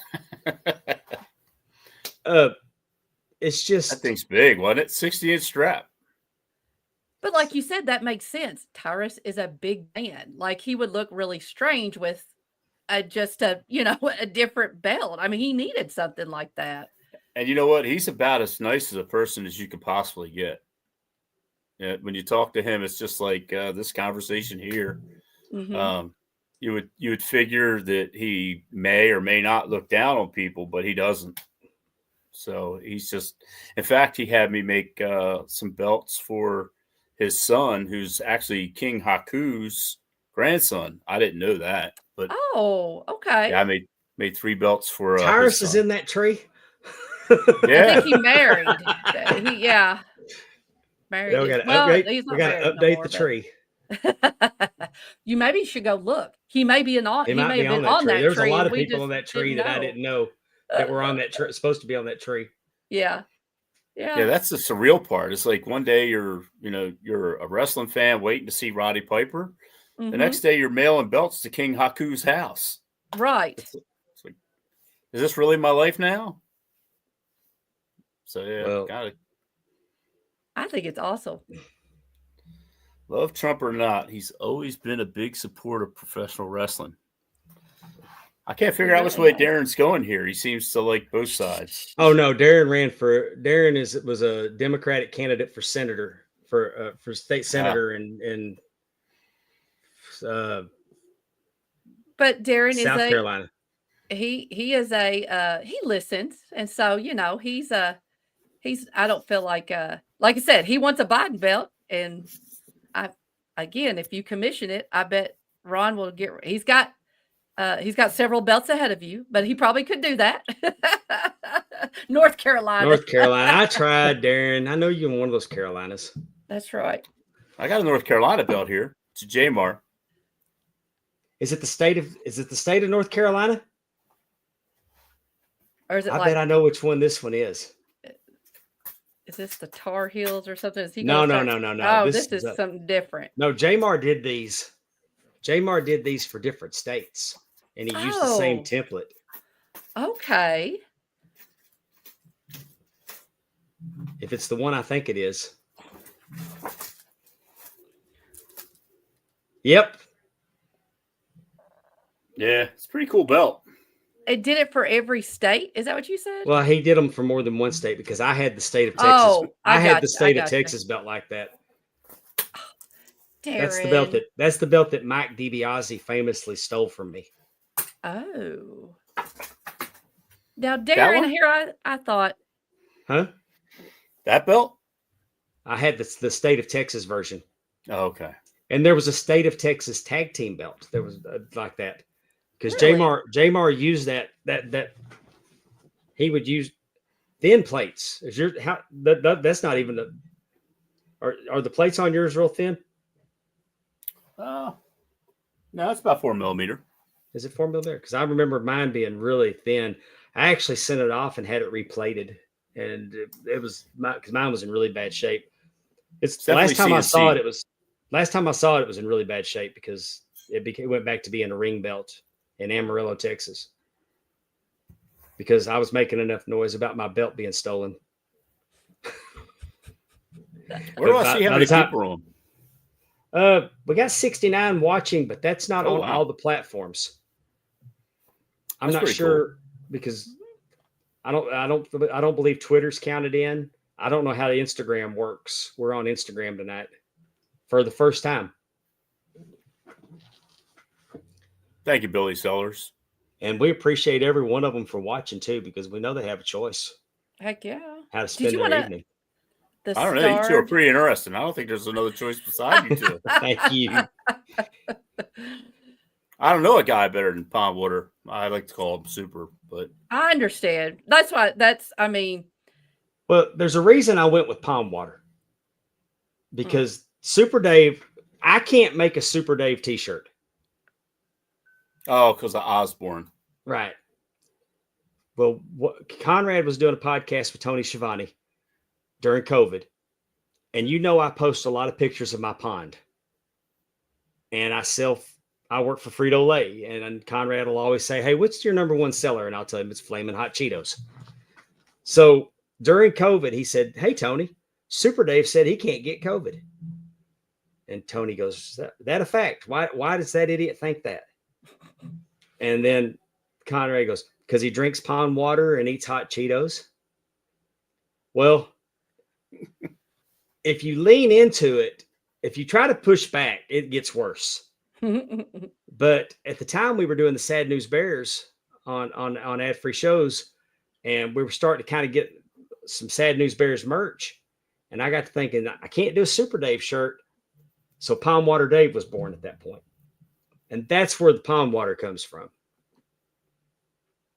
But everybody that knows me they call me Super Dave. So actually, that's not what we call you, but that's okay. Yeah, I got so many nicknames. I got so many nicknames now that, of course, I got with Dawkins. I bet I could trademark Super Dave in the wrestling space. Or Super Pond Water Dave. Yeah. We don't get carried away. Come on, Dave. Let's do it. Darren says he calls me Sleepy Dave. True. I'm 69 people in the biggest fan. 69 people watching Pop Darren. Darren Staley is definitely one of our biggest fans. Jason Young says he would like a Canadian belt. I think that's California. You might remember Jason from Belt Talk. He was he's from Nova Scotia. It doesn't ring a bell. I'm trying to remember the other day. I'm trying to remember what his screen name was now, because I've been calling him. I haven't been on there in so long, and I call him Jason all the time now. I didn't last long in that group. Yeah, they didn't seem to like my hey, I'll leather anything. They like to tell you what you can leather. Hey, you can't leather that. Like, why? Yeah, I'll leather what I want. NSML.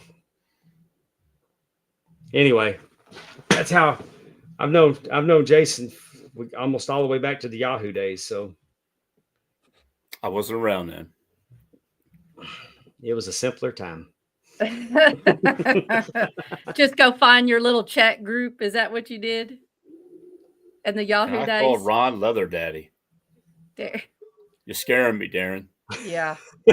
Leather Daddy. Yeah.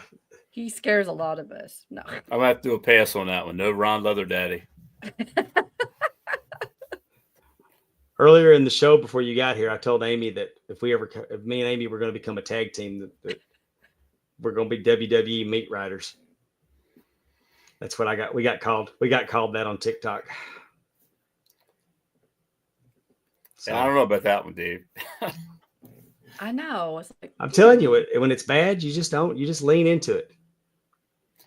Let's go with something closer to like rocking something, like, not rocking sock, but. Yeah. Are you rock or am I rock?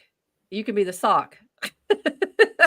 You could be rock. He could be the sock. Oh yeah, you just sit there. Darren up. Let's all go to the chat and wait for Darren's comment about a sock. I mean, like you said, I'd never even thought to be called that before, the WWE meat riders. Interesting. I didn't think it was a thing, but I didn't either. Like I said, Brody King's not at tribalism's WWE, a real thing. I know, isn't that crazy? We're here to share the love for everybody. And we were. I mean, we were equally shitting on both companies in that little segment. And we weren't even shitting on the companies. There you go. Perfect. Rock 'em and sock 'em. There you go. That's absolutely perfect. Are you the rock 'em? Are you the sock 'em, Dave?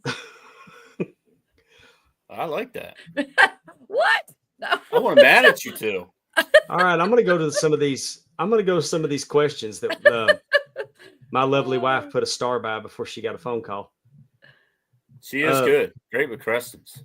Darren wants to know that his favorite Crocodile's belt is the 10 pounds of silver. Your thoughts on that one? That's actually another Piper belt. Yeah, it is. Cool. You can't put a Piper belt on my bad list. It's sitting over here too. You a fan of that? Are you a fan of that having a relief piece on the main plate for the flag? I don't think I've seen a relief pieces piece on it. Huh?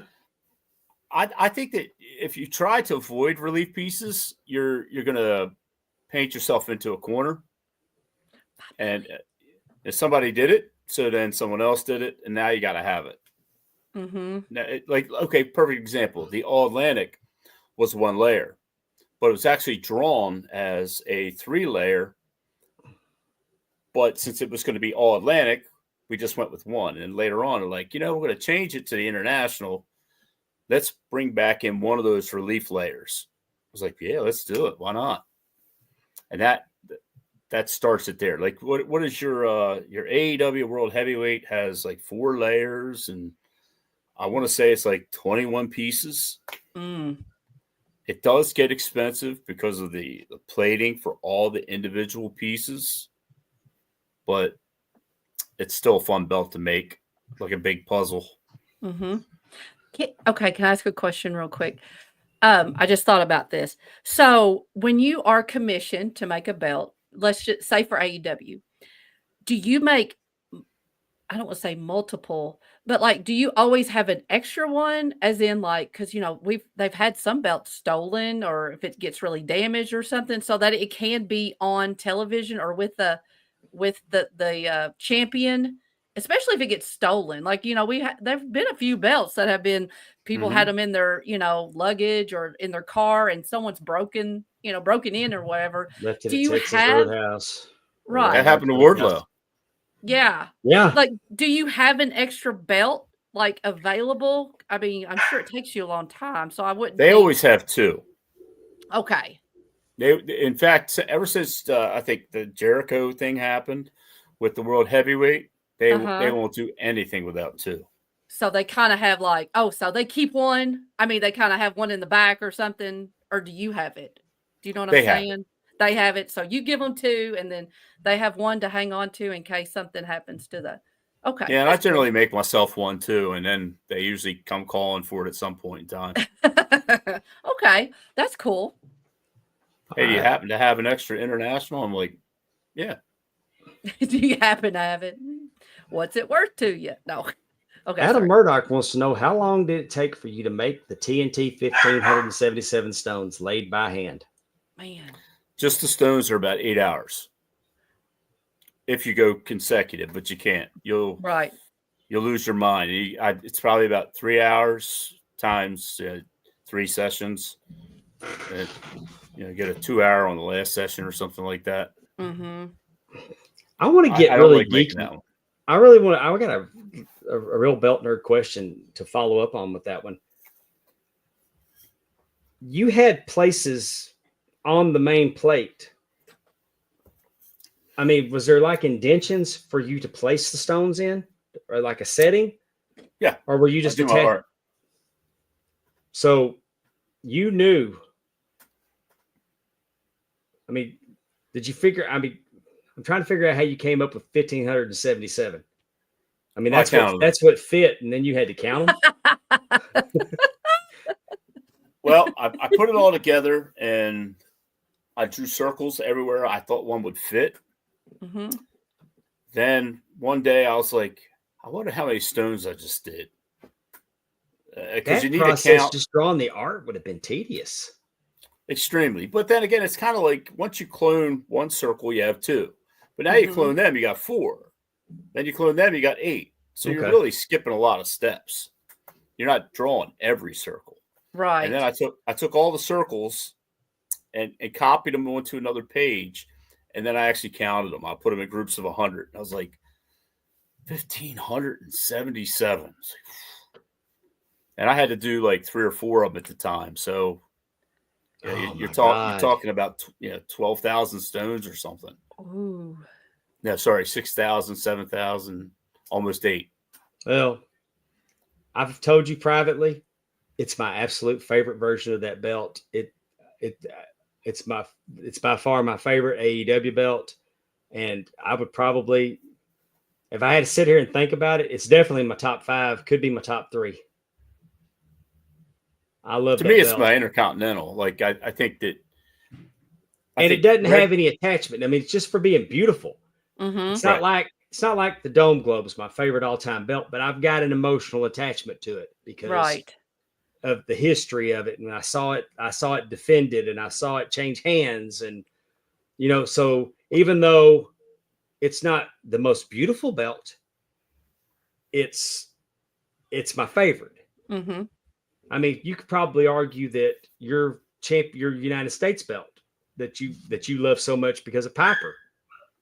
I mean, truthfully, it's not the prettiest belt in our collections, but it doesn't have to be pretty because there's that meaning, and you can't, if you got that kind of emotional attachment to, I mean, when you look at that takes you back to that happy place in time. Mm-hmm. Exactly. And that's, when you can remember all that's the best part about wrestling belts. So when I tell you that your belt, that I've got no emotional attachment to anybody that ever held it, I love it that much. Thank you, Dave. I love you. All right. I did not pay Dave for that announcement. Okay, Darren Staley, and I don't know if you feel comfortable answering this or can answer it. He's asking about the current value of the bridge belt. That's a really tough question because a belt is worth what someone will pay for it. Mm-hmm. Someone asked me a few weeks ago if I would sell it and what would I sell it for. And then I said, I'm not interested in selling it, but just out of curiosity, what kind of number would you put on it? He said, I'll send you 20,000. And I said, yeah, I don't feel like I would let it go for that. And I've done that before where something's worth 10,000, I sell it, and then I'm sad because I don't have it. Mm-hmm. And the money is, what are you going to do with it? You know what I mean? Pay some bills, still got bills, still got debt, but now you don't have that belt anymore. Mm-hmm. Right. And that's not one that you can get back. Right. I mean, it's a one of a kind. Those items that are hard to discover they don't come around, and they don't normally get cheaper. Right in my wheelhouse. And finally, Adam Murdoch says, and is it signed by Stone Cold Steve Austin? Ha ha. I think we all know that it's not, but no, that belt is signed. Yeah. He said that earlier. It was signed by Stone Cold. You can still read it. Oh. Yep, right in the main plate. Has he signed it since it was fished out, or he signed it before he threw it in? I believe that's when he did sign it. Mm-hmm. Oh. No, I wouldn't trade Darren. Darren, just for shits and giggles, what do you have to trade for that belt? I'm just curious what Darren is going to put up for. Conrad could put on 10 pounds of silver around 30,000 a while back. Oh, he's just mentioning that Conrad said that the 10 pounds of silver was a $30,000 belt. Mm. I don't think I would trade this belt for any belt except for pop. I would definitely do it for the big gold. I mean, I'd be an idiot. Who wouldn't? But I mean, this is an era that I actually watched. I watched this belt get thrown from the bridge. Right. So, I mean, that's an emotional attachment. You got a cool story to go with it. Like, I think that's even worth, that's part of the value is that the story of someone fished it out after they saw it get thrown into the river. They held on to it. They lost it probably because maybe I don't know, his landlord decided to sell it. It's just kind of a crazy story. It's just one of a kind story. I think it's an awesome story. I love it. Yeah. I just hope WWE doesn't come calling with Mick Foley and Lita and like, hey, we need that belt. Because then what do? I'm like, you tell them no. That won't make good for TV. Yeah, but trust me, so. I've heard stories about people telling them no. Yeah. Do they make TV? Probably not. I was gonna say I don't think so. I don't watch it as much, but I don't think I've ever seen anybody say no. I think in the first season somebody said no. Oh, really? Yeah. I don't remember. Like I said, I don't know. I'm trying to remember, but no, the first season somebody said no. Is that Stephanie in the background? Yeah, she's on the phone. What? Ask her who. What was the item? What was the item that they said no to sell? Does she remember? I'm just curious. She doesn't remember. I thought she was on the phone. See, I'm wearing headphones, so I can just barely hear. I think it was Jeff Jewett. He said no, he can't have a Piper jacket or something. No, Jewett did say yes. I know, I'm joking. Offered Conrad a kidney for 10 pounds of silver. He said he already had enough of those. I've got a picture. Holding the 10 pounds of silver on one shoulder and the big gold on the other. Mm-hmm. The 10 pounds of silver is my favorite. It's one of my favorites of all time. The history of it with Tully Blanchard and Wahoo and everybody that held that, and Magnum and the cage, my favorite cage match of all time. Probably the top 3 wrestling matches of all time was that I Quit match. The 10 pounds of silver and I don't like the painted version. Just the silver, because it was painted originally. And I guess the paint chipped out. Yeah, it finally got so bad that they went ahead and stripped it all off. And that's the thing that I really enjoy about a simple belt. You know, like the IC, the 10 pounds of silver. It's such a basic belt, but it's so beautiful. Thank you, buddy. Yes, bye, Stone Cold. Is that the real Stone Cold? No, he was saying that he bought his first wrestling belt from me. It was a silver big gold with purple stones. I got it from Darren out of Australia. I forgot you bought that NXT from me. I did. I just remember I was really excited because you're legend belt collecting. So when you wanted me to do a re-leather on your, is it Nixon or is it Miss B Big Gold? It was Danny Nixon. Danny Nixon, Miss B. Danny Nixon did the plates. He killed that art. That art is incredible. And I got it right here. Oh, you got it folded up nice too. And this is how it normally sits on the wall.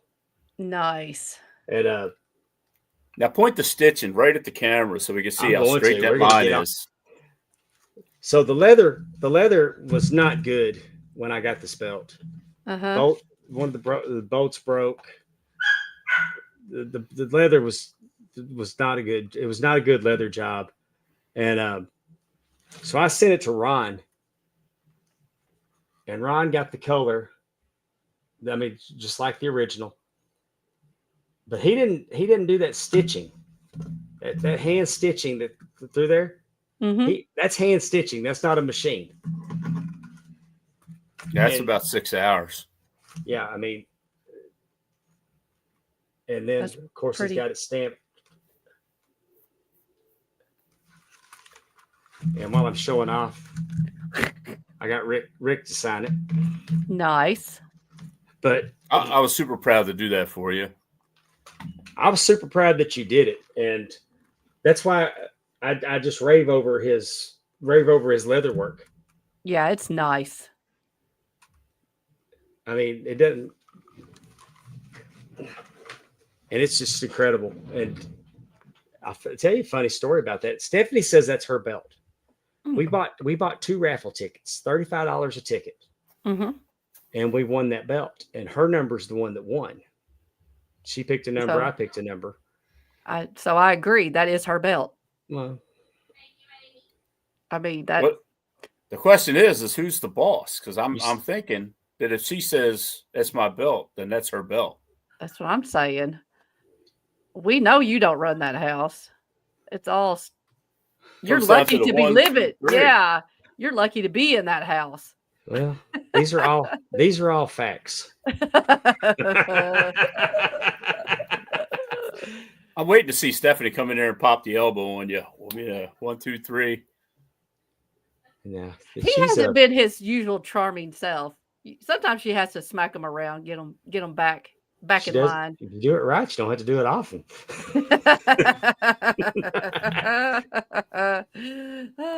Willie Buck is asking about an Undertaker belt.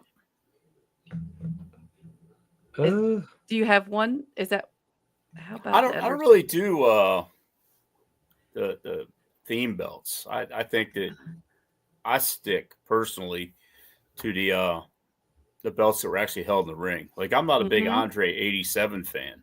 Mm-hmm. Yeah, it's a cool belt, but it's too big and was never really a championship. Right. And like, I think some of the stuff they're doing now with like WWE belts are pretty cool. Like, I like the spinner belt with the Cena on it, but I think they're doing one for like so many pay-per-view cities that they're going to end up with how many? Right. Well, that's the curse of Fanatics being in the Yeah. game now. Whether WWE realized that there was money in replica belts, and before I've been told today that's not a good word to say anymore. You can't say replica. What are you supposed to call it? If you call it a replica, the Facebook groups are getting community flags by just really. You can't say replica. Call it a belt. Can't say winged eagle. Really? If you say winged eagle, they think you're selling a winged eagle. Oh, okay. Like, hey, I went in the backyard, found a winged eagle. Anybody want to buy it? So it's become a whole thing. But I gotcha. But what I'm saying is, Fanatics being in the game now, while WWE may not have realized how much money there was in replica belts, Fanatics has definitely, they understand it. I mean, we got hockey belts, we got football belts, we got college belts. Yeah, imagine. I just saw that they're doing soccer belts for overseas football. Yeah, but I mean, they got them for Fanatics has just gone all in on all this. So I mean, who was looking for an LA Knight United States Championship? Really? No disrespect to LA Knight, but when I think people that get their own versions of the belts, the LA Knight United States belt's not one I was looking for. I was like, okay, now this is Fanatics at its best. Right. I thought that was a question. I'm scrolling to look for the question. I mean, it's okay, and I love that United States belt. Right. Maybe my favorite version since the Crockett years. But it's You mean not this one? Ooh. I do love that one. It's very nice. This is my favorite. It's got a flag. I like this new one better. Oh, I've got one of those that I've got one like that with the leather the leather's red, white, and blue with stars on it too. Ooh. Was that Paul Martin? Huh? Paul Martin do that one? No, Comiskey. Okay. He had done one for Jay-Z, so I got him to do mine that way. Yeah, props to him. I've seen his leather work go from beginner to where it is now. It's very good improvement. Yeah, he's never asked me a question, which I like. He's wanted to. I ran interference on that, I think. Well, I think that's the problem with some of the guys. I'm not pointing to any particular one, but they'll ask you, what tool do you use for this? You tell them. What tool do you use for that? You tell them. And then they'll ask you, can you send me a link to it?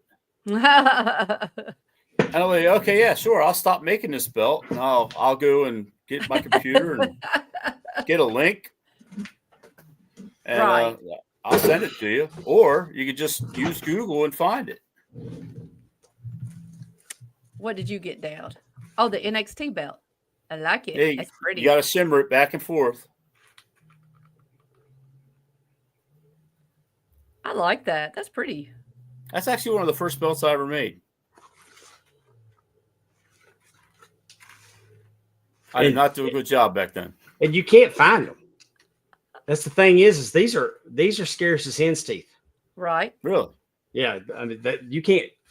So, because if you go and you look for one on eBay, trying to find one that's an actual legitimate WWE replica shop belt, because because you'll get them, and I mean, they're bootlegs aplenty on eBay of them. Sure. Trying to tell you that it's the real deal, but those are hard, very hard to come by, and when you sell them, they go for a lot of money. I wish I would have known that. That one went for a lot of money. I did not sell you that for a lot of money. I gave you a good deal. It was a good deal. I'm not I wish complaining. you told me that first. No, I felt like it was in the ballpark. Oh, there's not too much I wouldn't do for you. I mean, if you send me that AEW I can see back on that shelf back there, I'd probably find a way to leather it for you. Which one? Is that TNT on red leather? Yeah, that's on the red one. I bought the red one. Sounds to me like you're going to send me some work soon. Yeah, but they don't make the red one anymore. I mean, the red one was for pre-order only. Yeah, but how are you going to get how are you going to value that over the leather by the original? This is true. You make a great point. Yeah, red leather with a real tip. Yeah. I'll send you all 3 of them. I'm going to save up money, and I want the American belt. Do you have any belts in there? I'm looking. I have one. I have 2. I won one, and then someone gave me one. So it's really, or did you just tell your husband that? No, seriously. Okay. Seriously. It's the NWA. I see a turnbuckle. Yes, I've got a couple turnbuckles. I'm a big FTR fan, and I'm a big that's the Pinnacle over here. And I'm a big FTR fan, Brody King fan, Arn fan, very much an Arn and Tully fan. Yeah, that's what the AAFC stands for, is the First Lady of the Arn Anderson Fan Club. You can't see this one because Brody Lee did it in, I believe, I have to look for it. It's on here somewhere. Uh-huh. But yeah, cool. right before he passed, he actually signed this one. Awesome. I'm looking for it. I think it's right here, but I don't think you can catch it in the light. Yeah. No, but you can kind of see a little bit. So that's so cool, though. I love stuff like that. I don't, like I said, I don't have a whole lot of belts. And it's funny how the TV belt is the one I have, and I won one, and someone gave me one. So that's the only belt I have. I have 2 of. Oh, you got 2 TV belts? Got 2. Do you have one on black and one on red? No, they're both black. Well, you need to get one of them done on red. That is true. I do like that red one. Okay. I still want to save my money up for the American. Like this one. Yes. Ooh, that's pretty. Who stamps on that? Oh, that's right. This it's got both stamps on there. Ooh. Crafted by Dave Milliken. And right above that says Reggie Parks. Oh. I see the Parks. That's so cool. That'll never leave here either. My UWF TV that I sold last year, that I was telling you about, it actually was the tip was crafted by David Milliken. Ooh. He hadn't started going by Dave yet. I like it. That's cool, because then you can kind of age. I mean, it was different. Yeah. I mean, yeah, I know how long it'd been since he'd made it. But yeah, I'm hopeful someday that Dave will reach out and say hello again. We'll see. I had a nice little conversation with him a few weeks ago. I'm reading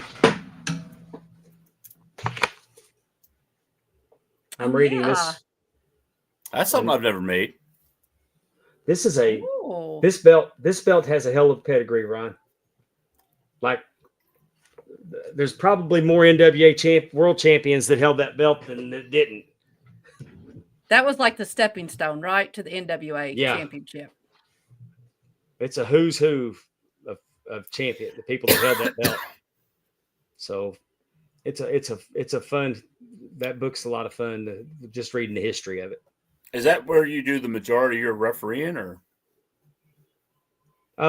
No, I've never refereed in Missouri.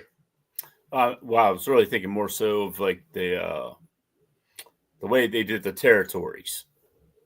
Yeah, I do. I referee Mississippi, primarily Mississippi and Louisiana. I do Arkansas. We hear Stephanie in the background. We got to turn her up a little bit. But I started in Texas, then it's Louisiana and Mississippi. I do Alabama. I've done Tennessee, Illinois.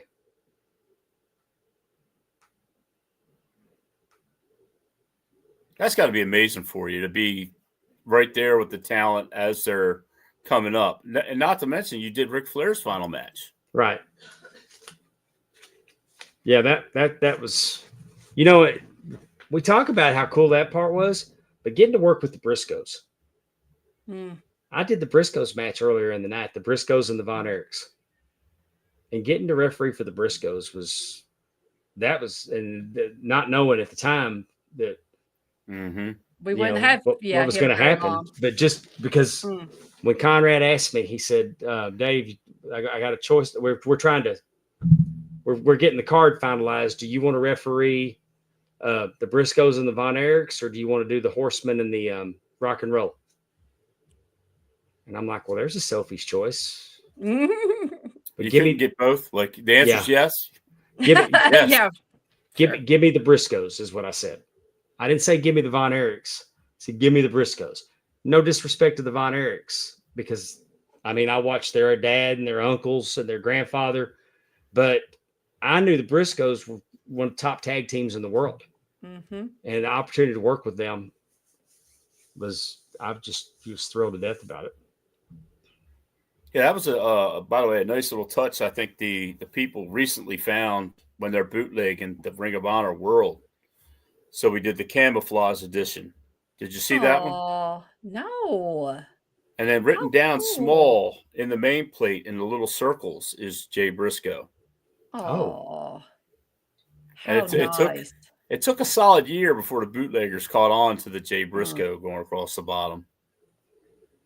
And it's funny when someone screen capped it, they sent me in this big zoomed in, it's like, you guys found it. Kind of like a little Easter egg. Yeah. And then the strap on that is done in a gray black off in between camo to kind of go and mimic the Briscoe when he had a Ring of Honor before, the one Jay had. So Marks was supposed to kind of be a twin to it. You remember which one I'm talking about? Yes. Yeah, it had the Confederate flag and the American flag. That's a really cool belt. It is a cool belt. I like the Darren, the Buttercream Dream belt. I can tell you who made it. Okay, I thought that was a joke. No, I can tell you there's a story. There's a story behind the Buttercream Dream belt, and I'll tell it to you. I'll tell it to you on the next Top Guy, because it's not something that probably needs to be out there. Corey Ryan Forster is a comedian, and he started the Buttercream Dream during COVID, where he just grabbed it. I gave him a WWF European belt because I'd mentioned that somebody had asked online. I guess I'm telling the story. Yeah, somebody had mentioned online, what's the worst belt you ever got? And I mentioned that I got this shitty bootleg of the European belt. It broke. It was not good. But the guy that made it reached out to me and asked me where I got it. I said, I didn't buy it from you. I bought it secondhand. This is who I bought it from. But he had dealt with that guy. And he said, I don't want my belt to be the worst one in your collection. I'm going to send you another one. I'll send you a 2mm. Oh, I'm going to replace it. And I'm like, okay. Well, it took him a long time to do it. So when he did it, he gave me a 4mm version of it. And so I knew Corey didn't have a wrestling belt, and we're in this group chat that was made out of belt collectors initially. So I gifted Corey, since he was giving me a belt, I gave Corey that one and said, hey, this might have to put some JB Weld on it, but this is, anyway. So Corey grabs that belt and throws it over his shoulder, and he's going off. He's one of the liberal rednecks, and he's going off cutting promos as the Buttercream Dream, and he went viral. Like, he'll tell you that the house he lives in and everything is because I sent him a belt. He gives me a lot of credit for the Buttercream Dream. He got to go on the MTV. I've never seen this. He got to go on the MTV Music Awards because Leslie Jones, who we just found out watching wrestling the other day, Leslie Jones was at ringside going nuts for Swerve. That got over with Leslie Jones, and he opens for Leslie Jones on the road. She wanted him to be on the MTV Music Awards with him when she hosted. So he's up there holding that belt I gave him on MTV.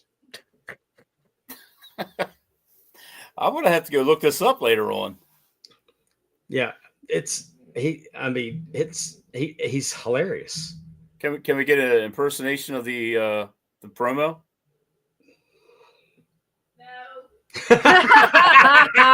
It's your boy. It's the champ. It's the Buttercream Dream. Skew. That's pretty solid. He's funny. He's a hell of a comedian. Nice guy too. Yes, he is very sweet. But I'm thinking now that I've got another European belt that I may trade him because his is falling all the way apart. And I was like, maybe I can send him a new one, and I can get that ring. I can get that ring used one that's been on the MTV Music Awards. And that adds value. That's right. It definitely does.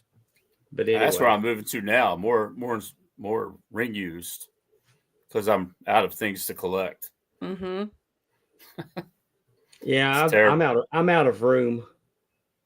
There's not sure. I think I see a square inch on the wall back there. You might be able to put like a lapel pin. Yeah. He's got plans for it, I'm sure. Yeah, I need to start clearing some stuff up and then getting there's only, I can't think of one or two belts. I want a world-class tag team belt. I don't have a world-class tag. I'd like to have a NWA television belt, the one prior to the world television belt, the one that Tully Blanchard had. Mm-hmm. I've always liked that one. But I don't it's not like a must. You say WCCW tag. Is that the one that had, and then it was at the bottom too? Yeah. Okay. And I had one. Sweet belt. That's the only one of my world class collection that I had Reggie make for me. And I've never seen one that I thought was. I'm really harsh on the world class ones because they don't look right to me. Mm-hmm. Something's off. Mm-hmm. And if I ever see one that I look at and I'm like, hey, that's pretty good, but they never seem right to me. You know what I mean? I do know what you mean. Your eye is picking up something that's not right. Yeah, that happens to me a lot. That's the discrepancies, or they really scream out to me. Because I'll say it, and somebody else will be like, "What are you talking about?" I'm like, "You can't see that?" Yeah. Mm-hmm. Well, and you've been lucky enough to go at the Sportatorium or, the different arenas. You've seen them live in person versus, where maybe we've seen them on TV or whatever, not close up. But you were sitting in the stands. You were there. You've seen them in person. So yeah. Sure. And my head was exploding when the new belts came out and getting Cable and seeing the belts on Georgia Championship, and I'd get Pro Wrestling Illustrated and immediately look, are we getting any belt pictures this month? Mm-hmm. And it all started from that Mid-Atlantic belt, and I've got one. I mean, it's great because I mean that's the best feeling in the world is when you get that feeling of the first time you watch with Grandpa or your dad or whoever, and you watch. For me, it was like Tony Atlas, Ronnie Garvin, Polish Power, Ivan Putski. I'm in the living room going Polish Power. Yeah. Yeah. Well, my Ivan Putski goes back to when my mom showed me wrestling when I was a kid, probably 4 or 5 years old. Mm-hmm. And Ivan Putski had the long hair, and he'd come out and they would like break cinder blocks on his chest with a hammer. Oh, he'd do these feats of strength, tearing phone, but he would be real childlike. And he had a toy like a duck on a string that he was pulling, and the blackjacks would come out and destroy his toy. And then he would just go completely berserk. And Ivan Putski was my first favorite wrestler. I mean, because that's seeing how as a small child and him going berserk over a toy. And the Blackjacks were my first villains that I hated because they picked on Ivan Putski. And I got to meet him. In 2016 in Dallas. And my wife actually videotaped my whole interaction with him. I didn't know she was doing it. But I was sitting there telling him the story that I just told you and how much I was marking out meeting Ivan Putski. And I'd worked with his son Scott at PCW, but it was just getting to meet him and remembering. I mean, we're talking 50 years ago, right. Over 50 years ago, and I can remember that so well. That and then we knew Wahoo. Are you saying you're older than 50? Oh yeah, Ron. If I make it 2 more weeks, I'll be 59. Holy cow! Don't say if I make it. You will make it. Don't say that. I know, but just don't say that way. Oh, he's just saying it. He knows he's not going anywhere. I know. In fact, if I had to wager, I'd say Stephanie's probably got him on a power diet, eating sprouts, and Yeah. No, she made me cabbage the other night, and she put a whole lot of bacon in it. only way you'll eat it, right? No corned beef. It was just bacon. It was bacon, cabbage, and bacon grease, and it was excellent. I bet that does sound good. Awesome. Actually. Well, Ron, we've kept you a long time.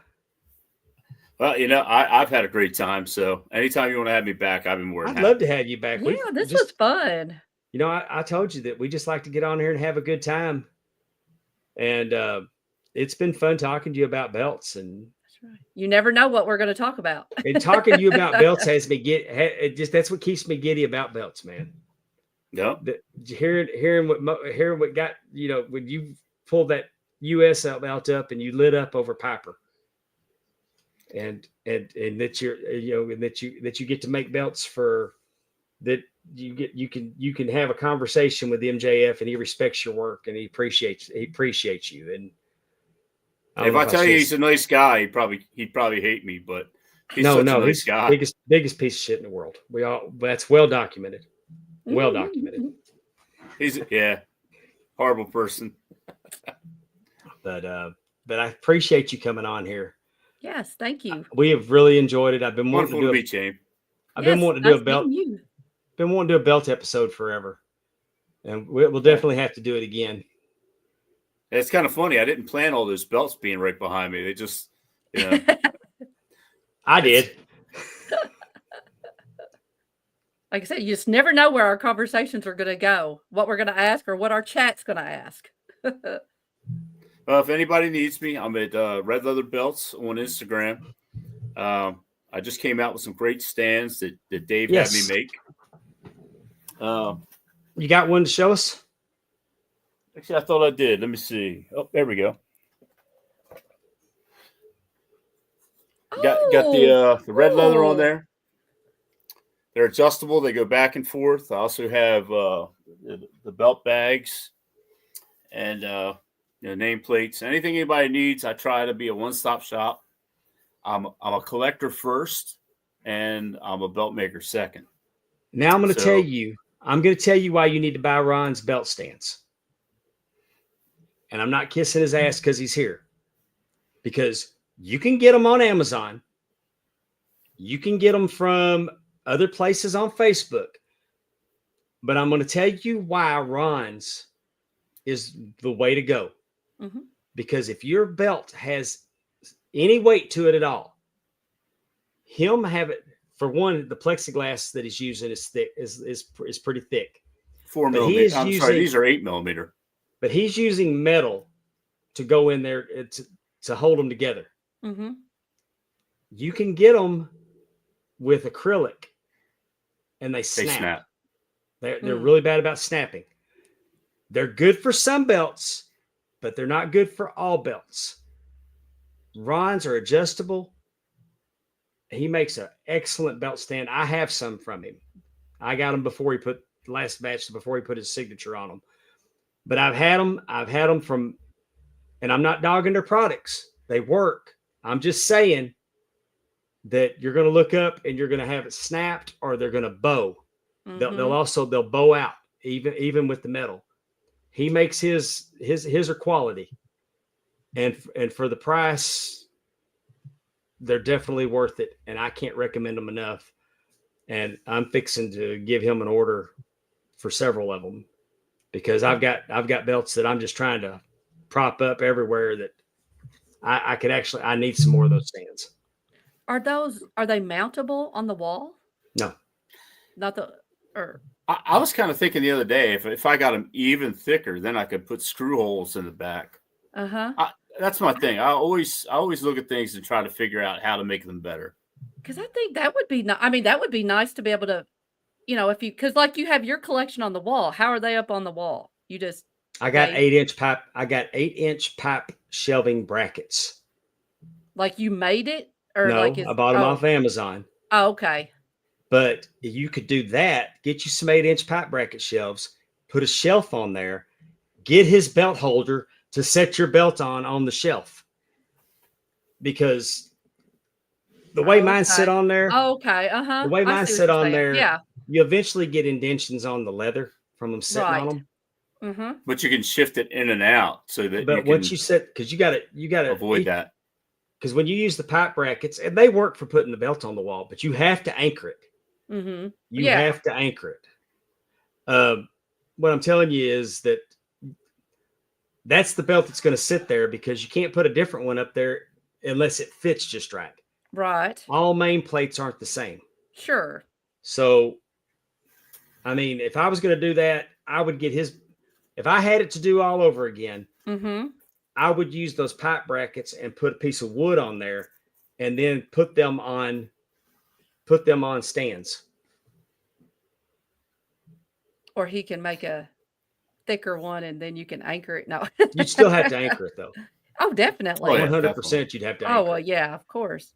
Especially if you put something on like AEW's 4-stack championship. Exactly. 14 pounds. That'll pull that.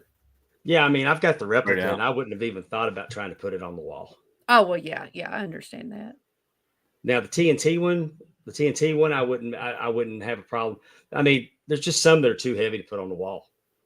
Oh, well, of course. I was just thinking of even with the anchors. Right. Yeah, I guess that's the final thing I'll talk about is the those replicas that AEW is doing. I have never seen a company do them like that. Jeff Jones is in charge of that, mm-hmm. and he just does the absolute best job in our replicas.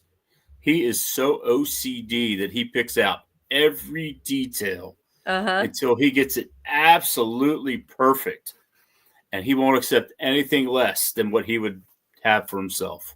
Awesome. I don't want to say the other company doesn't, but I don't believe they do. Mm-hmm. Yeah. No, Jeff, I know Jeff. I've known Jeff Jones for over 20 years, mm-hmm. but I knew him from the belt boards. Mm-hmm. Jeff is one of us, mm-hmm. and I knew he was Jeff Jones and had no idea that he was Judge Jeff Jones from ECW. Mm-hmm. So for their belts to be that way, a guy like Jeff Jones only makes it better because he's the first customer. I guarantee you, he's the first customer. And Amy, did you go down there and see that AEW replica when we were in Huntsville? Where they had one at the concession. I mean the gimmick table. No, I don't think I did. I did. Sorry. I did. I'm very, very impressed with it. I think that you tell me that was the V3. The newest one's the V3. It's got the super curve on it, and it's got the side discs, so they're interchangeable for the wrestlers. Man Scout let me hold it. It was I could not. I held it and could not tell that it was what I would call a mass produced replica. That's awesome. I mean, with real leather on it, they could wear it. You wouldn't know. You're absolutely right. I mean, he really beat them to the point of submission to get it right. And I'm not trying to kiss his butt, but he is a dog father like myself. You know, dog people are extra special people. So, leather daddy, as Derek. All right, stop it, Darren. You're scaring me, buddy. Those my sweet boys. That's how I watched John Cena's promo last night. What did you think about John's heel turn? I loved it. I've been looking for it for 15 years. I think it's about 10 years too late. Yeah, I'm for it. You know what's funny is before the heel turn, I saw the nameplates, and the most nameplates for a spinner I would get were always CM Punk. Mm-hmm. Now, I don't think I can recall when I sold a John Cena until the heel turn. Now I've sold 8 in the past week. Wow. Really? Which, I mean, that's not a lot, but it's a lot compared to 0. Well, yeah. And he hasn't been healed that long. I mean, just a couple of weeks. So, that's impressive. Well, it takes a while to catch on. Well, yeah. John Cena's back for his farewell tour. Mm-hmm. Massive eye roll. Right. Massive eye roll. He hasn't been interesting in a very long time to me. He don't look like he used to look. I'm tired of hearing the same old promo. I mean, I respect what he does, especially with all those kids. Mm-hmm. But when he turned, I popped because now he's interesting to me. Mm-hmm. I fell asleep during his promo. It didn't have nothing to do with him. I was tired. I worked my ass off yesterday. But I watched it after. When I woke up, I watched it. And then I've seen it on social media several times. I am so excited to see where this goes with John Cena. Mm-hmm. I don't want him to be champion again, but I think he will be. I think he will. Well, we know why you don't want him to be champion again. That's right. Yeah. His daughter ought to be the one that breaks that record. There you go. Of course, she might break Cena's record and get it all right with the world again. Of course, Rick's actually truthfully at 22, so. Well, you might want to count the indies. He's probably up to like 80. Well, Billy Corgan has talked publicly about recognizing some of those title changes that they said they didn't recognize. He goes, because the NWA is mine, and if I want to recognize them, I can. That would add to Harley races. I mean, it would some of those Japan. Under the table title changes. Anyway, look at Darren now. I ain't right, but I try to have some fun. Darren, we appreciate you so much. We do. We appreciate you. I'm going to have to get Darren on here one night, just because. Well, he's a top guy now, so he can do the Top Guy Tuesday or the thing you do at free shows, Top Guy Wednesday. Yeah, we're gonna do ad free show until next week. Yeah, you should have him on as a guest next Wednesday, a week from tomorrow. No top guy this week because I'm going to become a grandfather tomorrow. Yay! Congratulations! Definitely, the baby's coming tomorrow. I guess they weren't going to let her go past. No, she wasn't going to go past the 25th anyway. But how many does that make for you now? 14. Woo. She's headed to the hospital now. Like amen. Like scheduled, or like she's got to go because something's changed. She's got to go because the baby's coming. She's scheduled for in the morning. I knew Stephanie knew what I was talking about. Yeah. I forgot that she's in there listening, but I love the comedic relief of her in the background. Well, in fact, why is she not here on a fourth screen? Because she don't want to be. We'd love to have her on. She's fun. Hey, that's how she comes. That's how she won't even. She just puts that up as a picture. Brick wall. She won't get on camera. Darn. Anyway, but I do kind of like her yelling down the hall. It kind of adds to it. It does. It's fun. But yep, we're gonna have a little girl. Have fun. Congratulations. Thank you. We're excited. And thank you for taking my podcast virginity. Oh. Who said there were no cherries left? I've been asked by a lot of people, but I tell them all. I said, I'm too old and ugly for a podcast. I don't want to be on there. No. Who said there are no cherries left? Will be a shirt. Plus, I don't want to be a meme either. I thought about it every time I was taking a sip. I was like, do I really want to do that? Well, we do appreciate you coming on. Hey, I hope I get to make a belt for you sometime. That'd be great. I know. I know. Now I have to. Yeah, I'm excited now. Maybe make a Rock'em Sock'em belt. Yeah. Our first lady, Queen Amy. That's my. Oh God! Here we go. When I manage on the indies, no.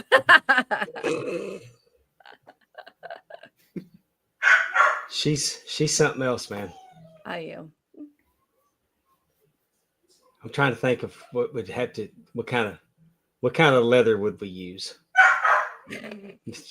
She probably try to buy like a leather jacket from Ron Edwardsen. Can you cut Arn's jacket up to make it the backing? Yeah, that's what she'd do. A brainbuster jacket. That'd be kind of cool. All right, the dogs are getting out of control. We're going to shut this Tully thing and out. Arn.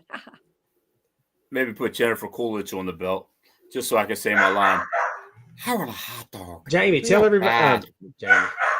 Amy, tell everybody who's going to be with us next week.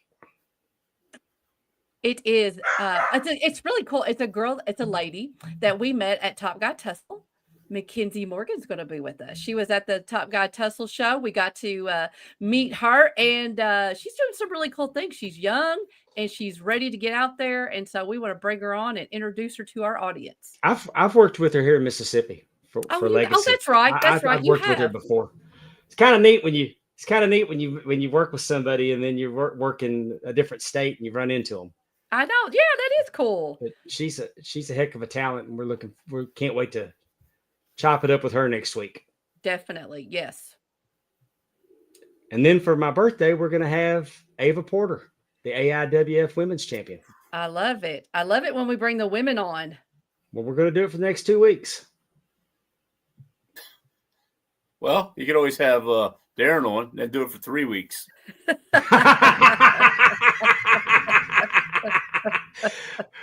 Hey, we got to end it right there. Catch us on our YouTube channel. If those of y'all that are watching on Twitter, if you watched on Instagram, leave us a message. Tell us what you thought for our first time on Instagram. Go sign up on our YouTube channel. Become a subscriber. Our YouTube channel is easy to get to. PWD Pod, Palm Water Dave Pod, pwdpod.com takes you to our YouTube channel. If you would be kind enough to click that subscribe button. We're hovering at 681 right now. We'd like to we're really trying to grow that channel. Like and subscribe. Tell your friends. We can't thank you enough for joining us tonight. We can't thank our guest Ron Edwardsen enough. Be sure to check out our sister podcast, Drunken Pop. Be sure to check out the TNA Top 10. Andrew, Allison, and Terry took a hiatus to go do the baseball. Mm-hmm. They went to spring training, but they'll be back next week, and they do a great job. And so for Amy Vaughn, for Ron Edwardsen, I'm Palm Water Dave. We will see you next week. Take care. Thanks.